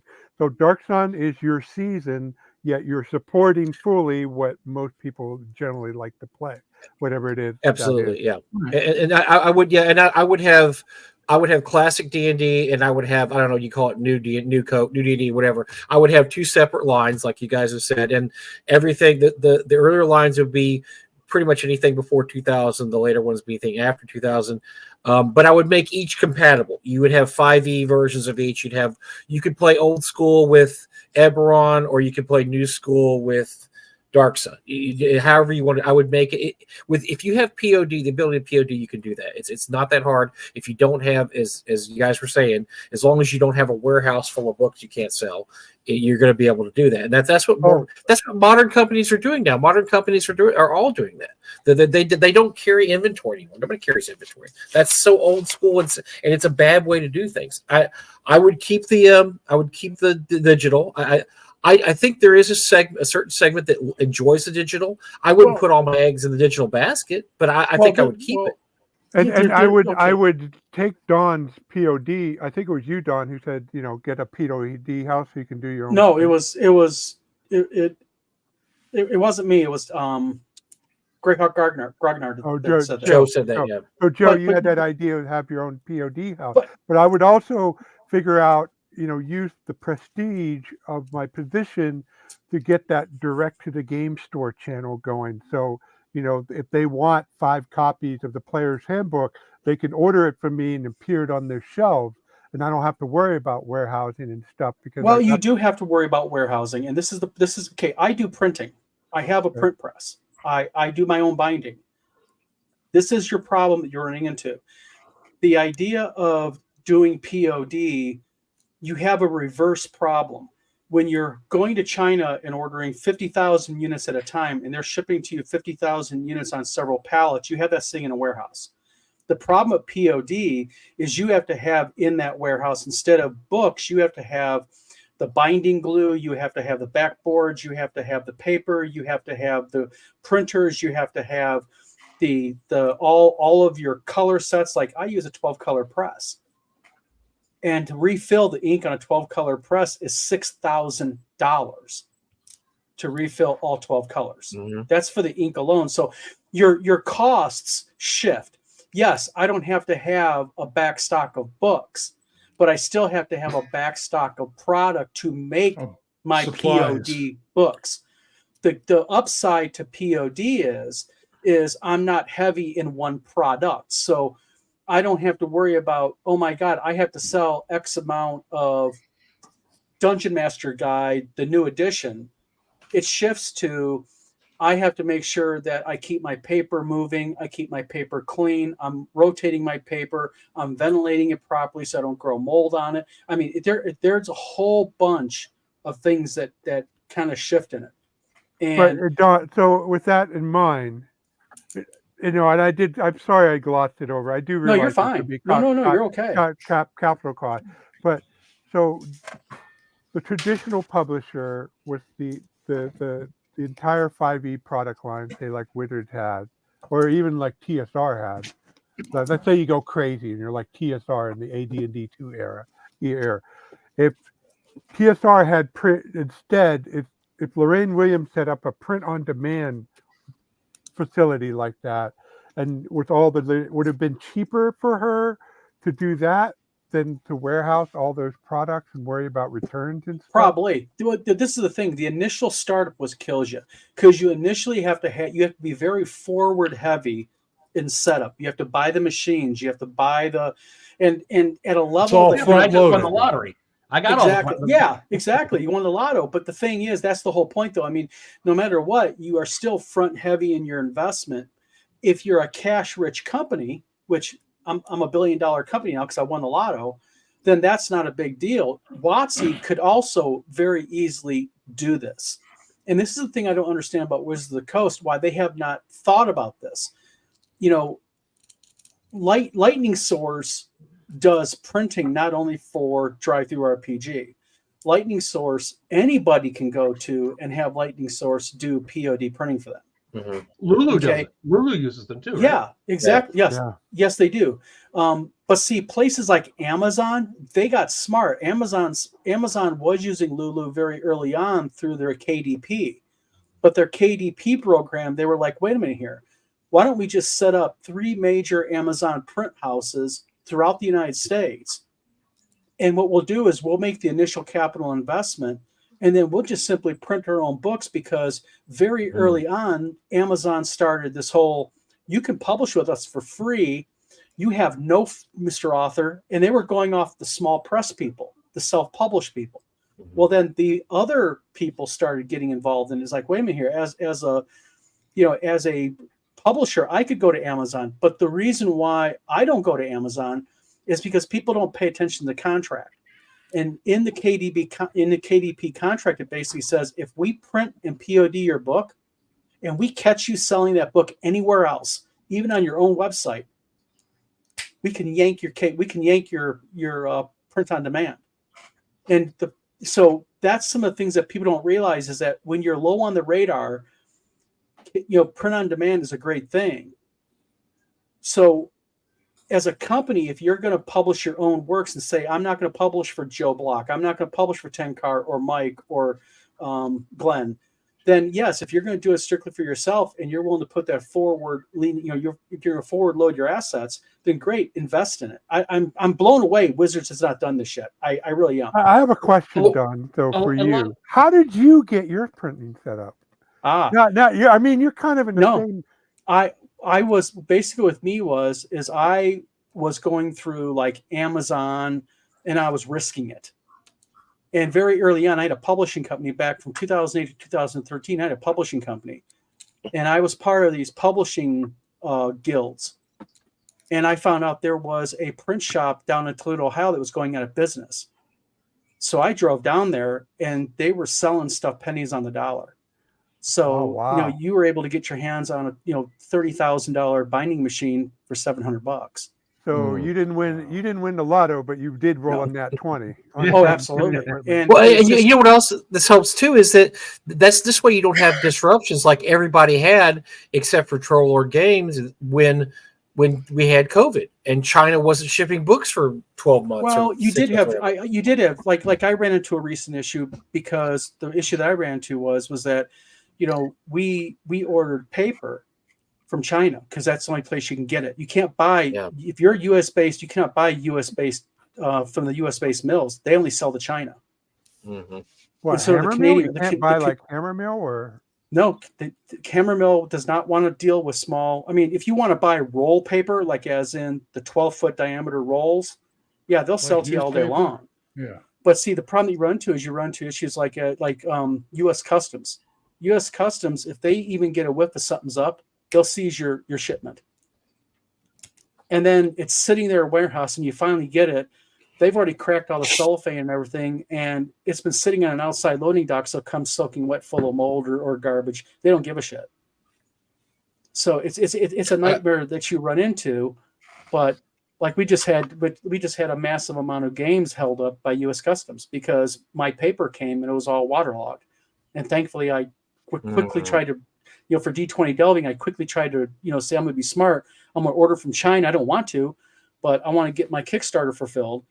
Well, the container got to Atlanta and they held it because they got a tip that there was something in the container.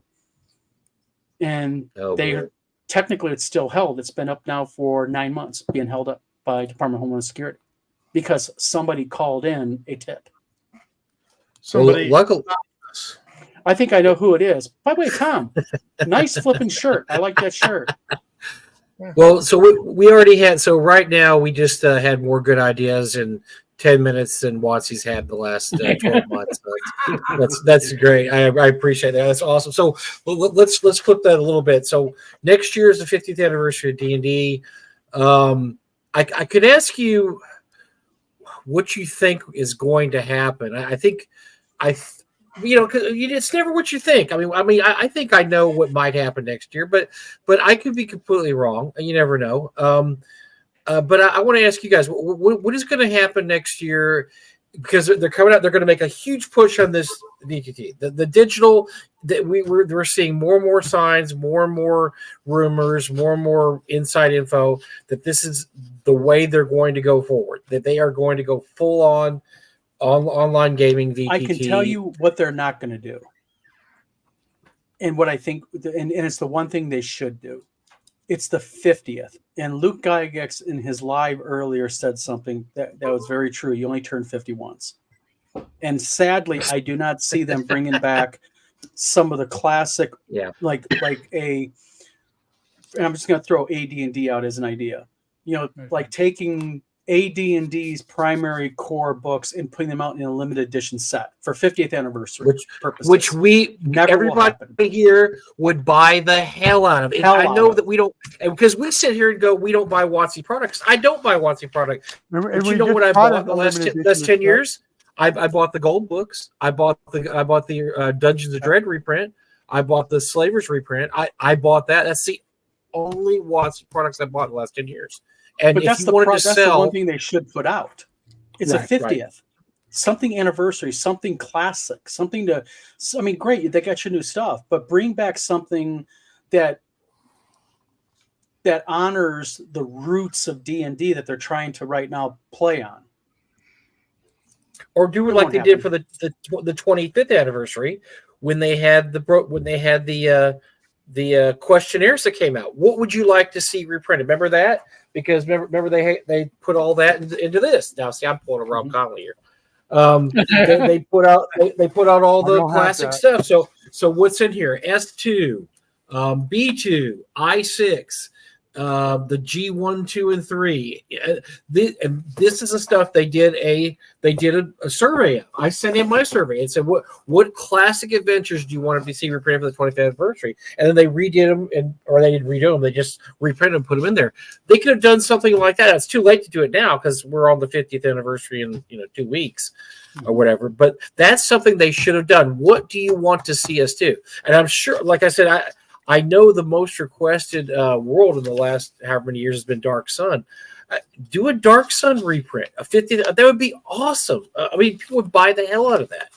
Or do a B1 reprint. Do whatever you want to do. I know that there's already been reprints lately because they've done the Goodman Games did the big books. The really nice big books. They had the original printing and then the 5th edition printing. You could do better than that. Those are nice books, but those are not Wait a minute. vanity we have type a press correction. stuff. They are publishing that the 3 little brown booklet, the book about That's the right. Seen that. But Yeah, they're not. yeah. But they're being republished in the Peterson book, so they're actually going to be Right. part of like a coffee table book.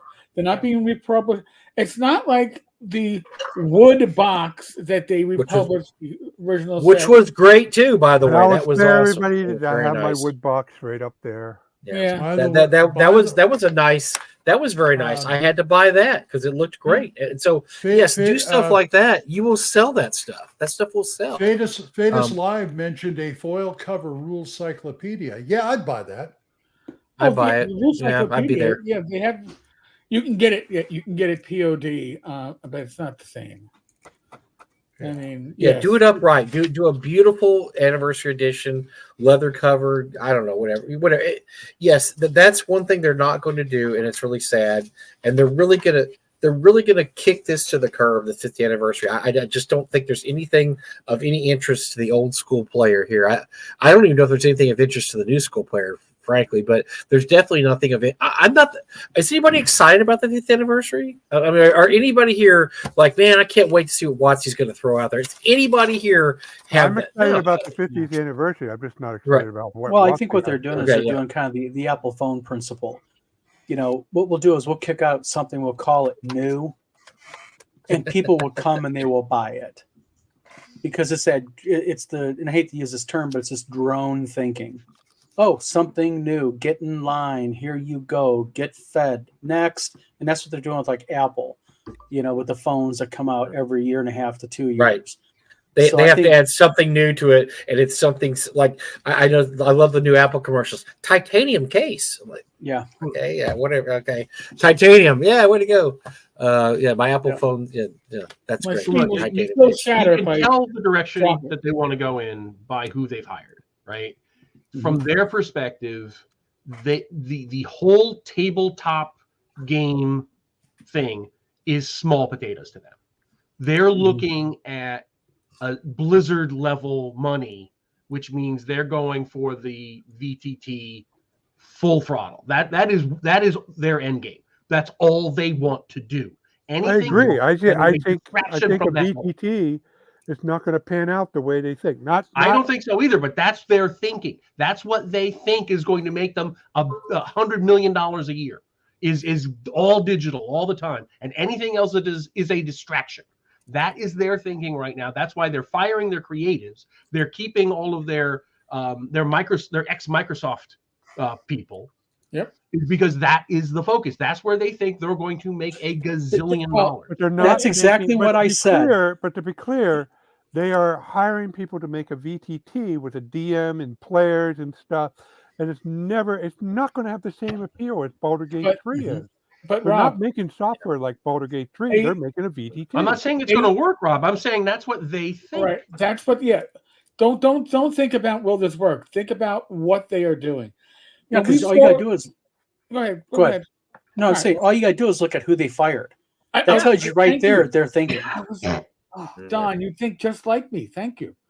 I mean, when we saw that list of people that were getting let go, what didn't you see on social media?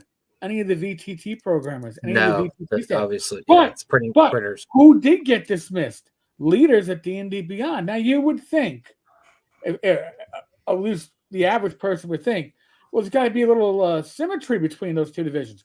There's not. Okay? From what we've heard, there is a power play going on between those two divisions. And I think it's obvious that the VTT is coming out ahead. So it looks like D&D Beyond is going to fall under the VTT. And that is where they are putting their Easter eggs. And And I got to I'm say, with you. I'm not impressed with who they hired for the VTT. I Oh, started boy. checking some of these guys' LinkedIn profile, and they're like on mobile games. None of these are hardcore But- video gamers. no, but Rob, why mobile games? Ask yourself that, because I know the answer right now. Mhm. Microtransactions. Yeah. This is already what they are hiring Right. people who know how to do microtransactions. So you can buy your red cloak with my silver boots and look at my avatar, and I'm gonna this they think That's people absolutely when they said that it's under monetized. That's absolutely what they're Yeah. saying. Is that they're tired of one person buying one rule book. And what's the great thing about D&D? All you need is the rules. Like as Gary said, Yeah. the famous quote: the biggest secret of all is all you need. Everybody just needs the rules. No, they don't want that. They don't want and one they're gonna- person and to buy they're what's gonna the And rules. don't forget, Organize- Hasbro has given them a perfect model to follow because they have had enormous success with that phone version of Monopoly. Mhm. It has made them a mint of money, and they want that kind of money for D&D. They want that coming out of Yeah, Wizards. because Has what it they not? want No, is has it? I mean, I'm sure it shows up on their bottom line quite well, but the toy market tanks, and immediately Hasbro's in freaking trouble. That's why they want to move out of the toy market. They why- want to move into. and that's why they're dumping Yeah, like but at Ollie's and toy stuff market's been dying. their product, because I think where they made the mistake is it's like they take a campaign setting, and what they try to do is they try to pull 10 or 15 micro books out of it, little 80 to 90 page books for $39.99 each, and they learn that was good for a while, but now they got all this excess product and they're dumping it now. But with an active VTT with the microtransaction formula behind it, they'll get that player who's playing, and they want that spell, and that spell's $1.99, but they need that spell to do what they want to do, or that the effect. key. Without buying that spell, you can still cast it, but there won't be any on-screen effect for it. You need that on-screen effect because that's why you're playing our VTT. Or they design the game around where you don't really need the item, but if you have the item, you'll get to where you want quicker and easier. And it's like these online games like where you do Farmville and stuff. Well, you don't need to buy the hay bale to make your animals live, but if you want your animals to grow and do this, you got to buy that. So that's what they're going for. They're microtransactions. That's where the money's at with them. Yes. And it's where the money's at in online gaming, period. So how if you well want to is feel our The games overhead like compared to a Farmville? physical game or a toy is Yeah. ridiculously low. Mm-hmm. So if you want to get really depressed here, Eric and I, more depressed than you are on our 5th anniversary, Eric and I through the year have talked to people behind the scenes who do not this doesn't come from me, but you heard blank. Right.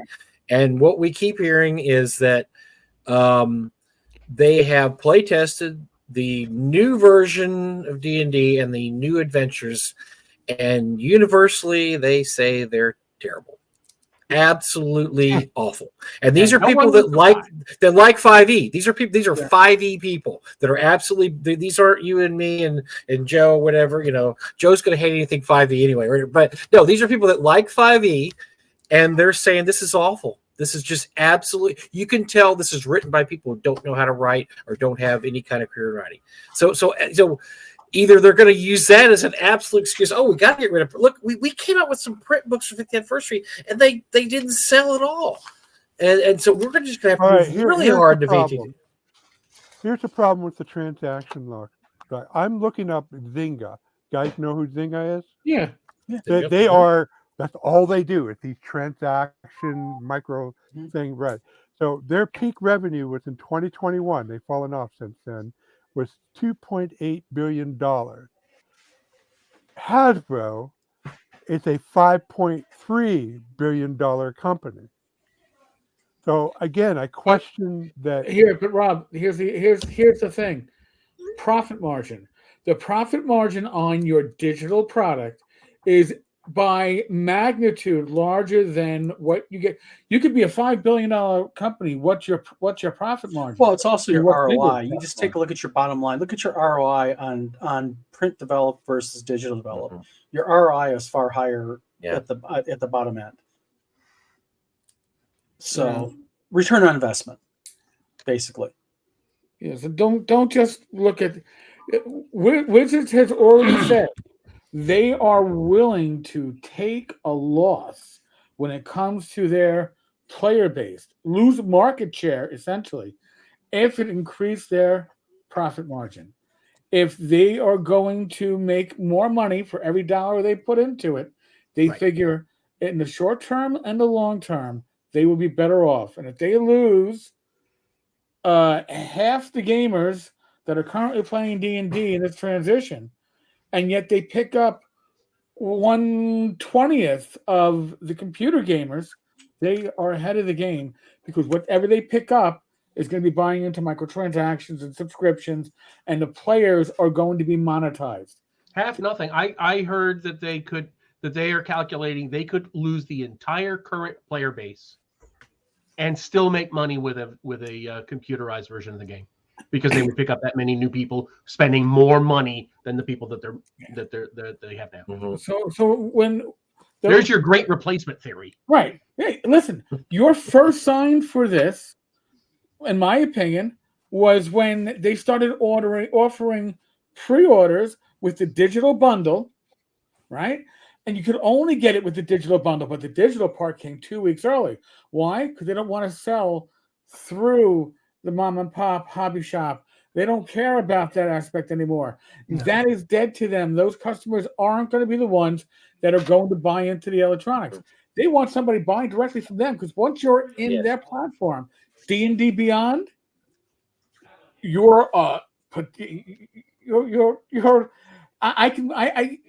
like a drug dealer. You know, your first hit's for free. I'll bring you to D&D Beyond. You get a chance, but wait till you try it, man. Wait till you try it. You're going to see what the subscription gives you. You're going to come in, and again, Hold on. So your whole theory, Eric, that they'll see increased profit margin.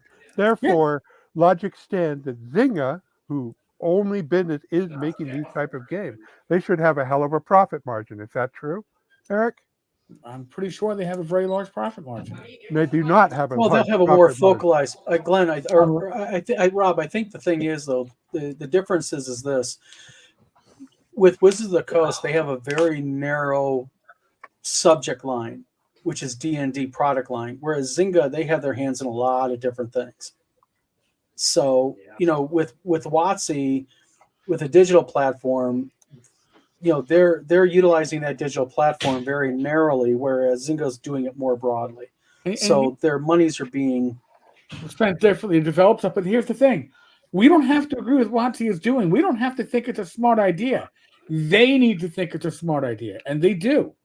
Well, listen, they've done their surveys. We just had we had 2 recent surveys this year from WotC.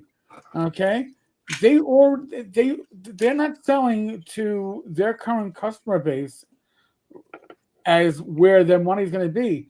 They've already said their customer base is under monetized. They're not going to change that. You're not going to change players who've never had to pay to play before.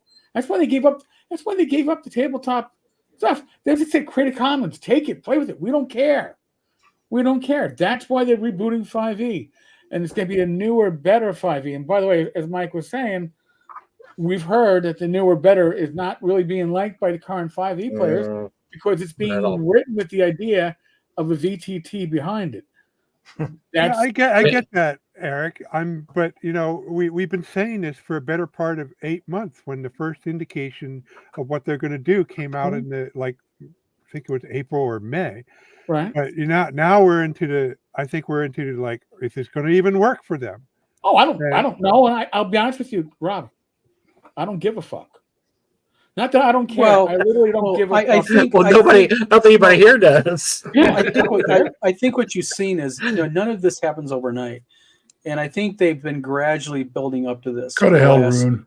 Yeah, for quite a while, and this latest purge of employees is a large step towards going digital. They're getting rid of the dead weight. What do we need? What don't we need for future plans? Well, we don't need all these creatives that do print-based media. So let's start getting them flushed out and getting in their place people who want to do the digital and help us with our digital. So I think that's what you have to do is you have to take a look at a real broad picture of what are they doing? What are they prepping for? Why are they firing these people? Well, it's obvious because look what they do. Who are they keeping? It's the thing is you got to look at who they're firing. You got to look at who they hired and kept on. And I look at these guys, and I haven't done this before. And I look at these guys, and these guys are like, yeah, sure, they have experience in mobile transaction games, but their games weren't that good. They were like middling successes in all. I'm looking through these people, and I don't have a report, so I can't cite chapter and verse on it. So you kind of have to look at it your own. We trust you, Rob. We trust you, Rob. Yeah. You look at these guys' resume on LinkedIn, like who's in charge of the team, and it's all available. It's just not impressive. I can't. But the thing is, they're not looking for a superstar. They're looking for a team. They're looking for filler. And another problem might be they're trying to get some bigger superstars in programming, and these people are going, oh hell no, I've seen what you've done to staff before. I'm not getting involved with you. So it's kind of like they're taking what they can get. I agree. I mean, Hasbro had so many. When I was doing this, I was reading on Hasbro's past digital efforts, and their reputation at that is shit as far as Hasbro goes. Can you just explain why they're not getting the best of the best? When you poach, you hope to get the best. But in this case, I think WotC was the only lesson they learned from GleeMax was don't put all your eggs into two of your eggs into one basket. All two programmers. Oh, look at that, it works. Oh, don't put your two programmers on this project that's supposed to make or break a company. We'll invest tens of millions of dollars, hire hundreds of programmers, and get it done right. And then after this VTT is working, I can almost guarantee you there'll be a purge on the VTT staff. They'll keep them enough to keep some new tchotchkes going and to make sure there's no ongoing issues. But no, that's another purge. So anybody who took that job took it for combat pay. All right. It's kind of like Rach when she used to work for programs that were based on a grant. You knew you had 2 or 3 years of getting decent pay, and when the grant ran out, you were shit out of luck. You knew that. Well, these guys came in with the idea it's going to look good in their resume. Hey, I worked on the D&D VTT. Imagine how my resume is going to look after showing that I worked on ping pong on a mobile app. It's going to look pretty impressive, even though all they did was the microtransactions, finer diddling, but that doesn't matter. They know they're going to get dismissed, or they're on a contract. You know, they My know- prediction is this: that the D&D VTT will be halfway competent. It will not be terrible. It will look spiffy at first, but then people will try it and they'll quickly. It's just like what happened. It's what's going to happen in the next 3 years. It's the same thing that's going to happen with D&D 4E. People get it. It's the new exciting thing for a year, but it has no legs. People get bored of it, and it will just crash and burn. Yes. And because they're gutting their print side, they're not going to have much to fall back on. So it's going to be uncharted. Well, not only that is that they don't. Before, the people who ran the company or ran TSR, they had a vested interest in making it succeed because that's what they did for a living. They were writers, they were creators, they were artists. The people who are running WotC now, they don't have a vested interest. They don't. I mean, if it succeeds or not, it's fine. It doesn't matter to them. They'll move on to the next industry. They're Microsoft employees. That they will find a job in some kind of industry online. It does not have to be gaming. Whereas in the back of the TSR era, that's what these guys did. They did gaming. And that's the problem when you purge your creators from the company, is that these guys will lose interest in making sure this succeeds. It's either going to succeed or not. If it doesn't, fine. They'll move on to the next company. It doesn't bother them. But before it was different. They wanted these things to succeed. I think that's your big problem. Is yes, when you fire your creatives, and I've said this many times, it's the first time in the history of the company that people who are not actually involved in writing and artists and creative are going to be running the company. Up until now, you had that. These were all writers and creators. Yeah, and I. This is an example of one, so I feel bad for picking on the guy, and I'm not going to mention his name, but I had a video game developer, a friend of mine brought him into, I was running an online campaign through Roll20, and let's just say his view of how the rules related to the game, it just wasn't in the same ballpark. It was very rigid, and if they treat their rules like rules to World of Warcraft, it's going to be it's going to be an order of magnitude worse than D&D 4E ever was. Well, so are we happy then that we? Are we happy then that we have the OSR, because the OSR is with Absolutely. That's what we're going to say. That's what we segue into. Well, we're going to say goodbye to WotC, which a lot of us already have. Pretty much, we've said goodbye. I just pointed out a couple of products that because I always say I don't buy WotC, but I did buy the reprint books, and I did buy the brown box when it came out, because they were cool retro products. Those are marketed to me, and so I like those.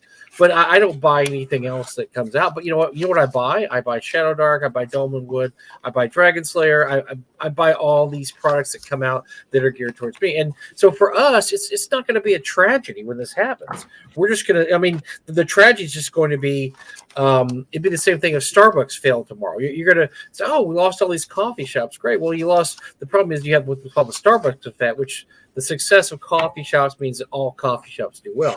The success of WotC means that that's why all these OSR smaller companies have popped up. I mean, that because of general interest in game.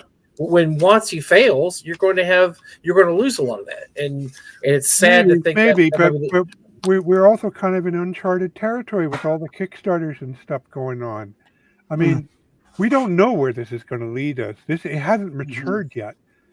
I mean, Shadow Dark, what, $1.3 million? Dolmenwood, a setting product, which rules, but mostly focused on a setting, got over $1 million. And, and then people, we mock the MCDM people, but still, $3 million on theirs. I mean, this is a hobby that's not going to go away anytime soon. And these big Kickstarters, Rob, that's the whole thing that WotC doesn't understand. These big Kickstarters are being supported, but they're print. They're not virtual. They are print products.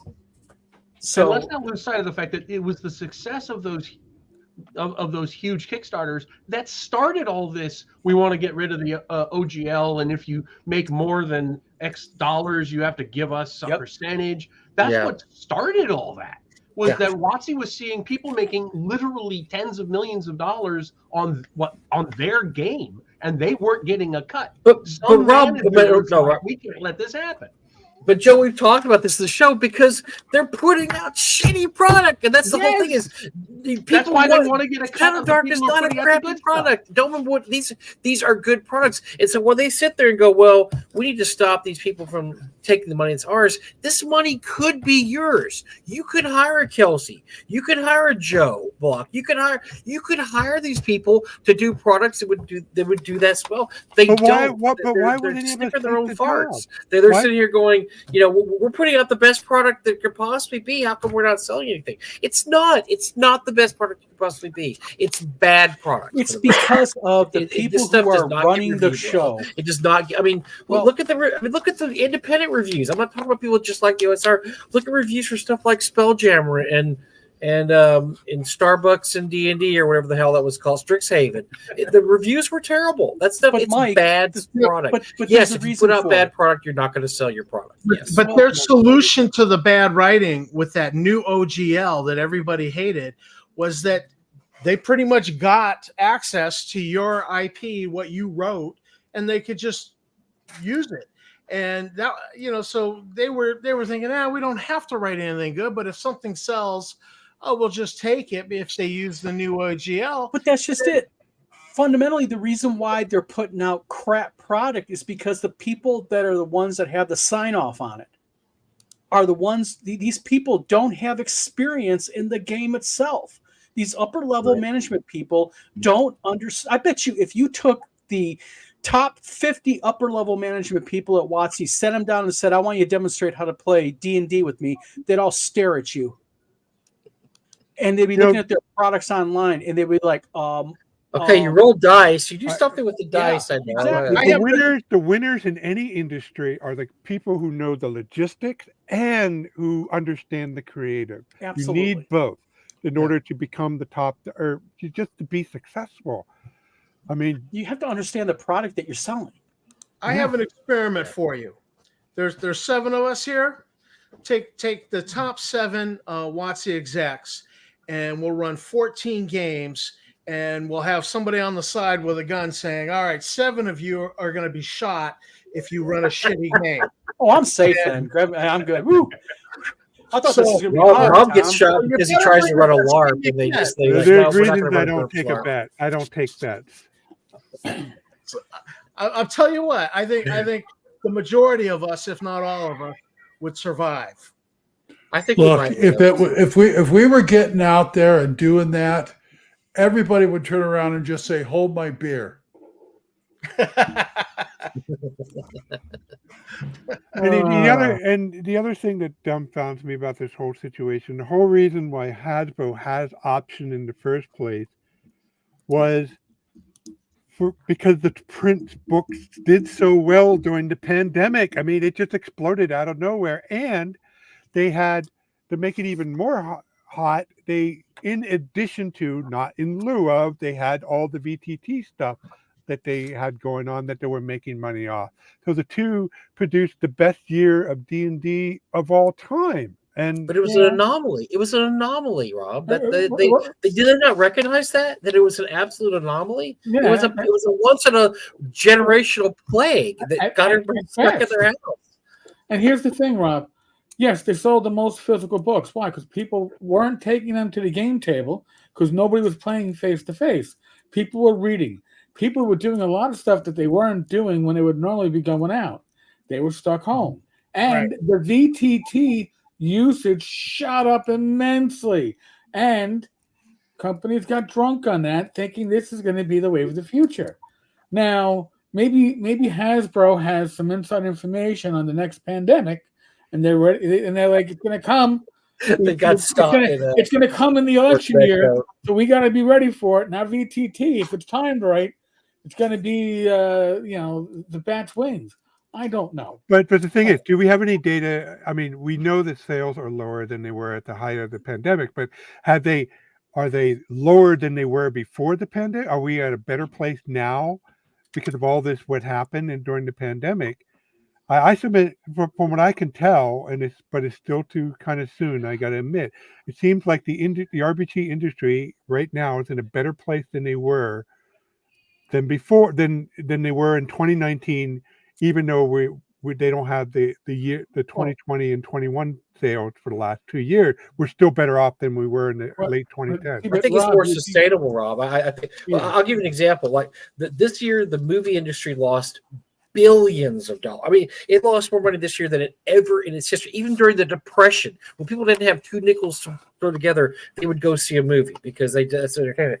The entertainment industry, blockbusters, just cratered this year. They lost money. They're going to have to retool their industry, and I have faith in Hollywood because Hollywood knows how to make money. They're going to figure this out. They're going to figure out that, you know what, we cannot put out $250 million blockbusters anymore because they're not going to make back $500 million. I mean, -1. But, and here's the thing, though, with WotC, with their wait, Bad Mike. So you're muted. You talk for about 5 minutes, for 2 minutes without saying anything. No, I heard him. I saw his lips move, but no sound. Yeah, same here. Really? I heard him. Maybe Yeah, we He's get doing it again. Now he's muted. Yeah, now you're he's muted, Mike. I'll go figure that one out. The quick point I'm going to make, we've already hit we've surpassed the 2-hour marks. We probably should pull the plug anyway. But what I was going to say is that WotC's OGL fiasco, which we kind of started this conversation off with, gave the biggest boost to third-party publishers that we've probably ever going to see in our lifetime. Companies that were suffering during COVID, publishers that were taking a hit during COVID, have had their best year ever because of the OGL fiasco. So they have WotC to thank for that. Did it help WotC's business? Probably not. Now, I'm going to throw something else out there real quick. This was very successful. We got 50 viewers watching this live right now. I think we hit like 57 at one point. So I am going to say maybe we should possibly think about doing this on a quarterly or twice-a-year basis, because it's a lot of fun, and we'll bring in different people. In addition to the core here, we have 2 slots left, or 3 if Glenn keeps on dropping in and out like he did all day today. But really, I think that our audience enjoyed it. They've been very prolific in the comment section. A lot of comments. So I want to thank all my co-hosts today. We didn't quite get a Hollywood Squares board set up. Maybe next time we'll work on that. Yes, Mike, you know what? I need to use the tavern's money to buy you a new headset. Wait a minute, I got one thing, or my wife is going to kill me. Yes, go ahead. I'm telling you. Unmute, Mike. You got to be kidding me! It's green screening. I'm going to turn off. The You see. All right. All right, hold on. Virtual background. Turn it off. None. Okay. All right. So this is a dice case that my son and my wife designed together and put together. Very nice. And this is the dice. Nice. And you can see they have little inserts. Oh, little cutout for him. Yep. And this is absolutely a nice thing. Very and cool. it fits in my dice box. Why don't you show them the present you got me? The wife's okay. involved now. All right. Oh, all right. boy. There we go. Okay. There we go. Now, if you're allergic to pink, avert your eyes now. It looks Nice. warm. It's a It looks snuggie. warm. I rarely buy my wife's clothes because she knows best. But I Did you saw buy 'em that. from I read Ralph? up on the reviews, and I had to get it. Glenn, Did you or, buy? excuse Did me, you buy them Rob, from? one, but that's blue.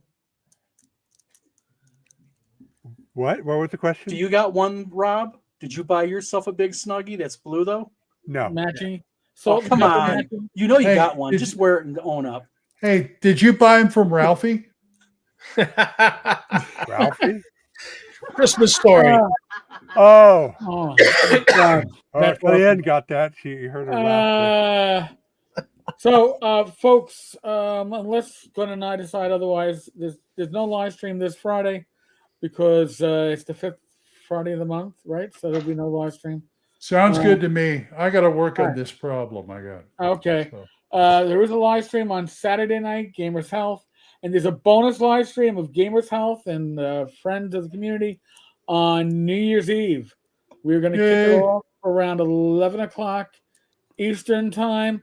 Run it to at least after midnight Central time, so we can at least get 2 time zones in. You're gonna let the ball drop through like a dice tower? What? You're gonna do the ball drop by dropping a D20 through a dice tower? I don't know if Eric wants me to do the ball drop. He can. We could give me the we could link do and that. I'll do the. And I'll tell you, it's gonna make with these metal dice. It's gonna make a hell of a lot of noise. See, Rob, we might need to on New Year's Eve. And All right, folks. May your dice always roll nat 20. This time was a 12.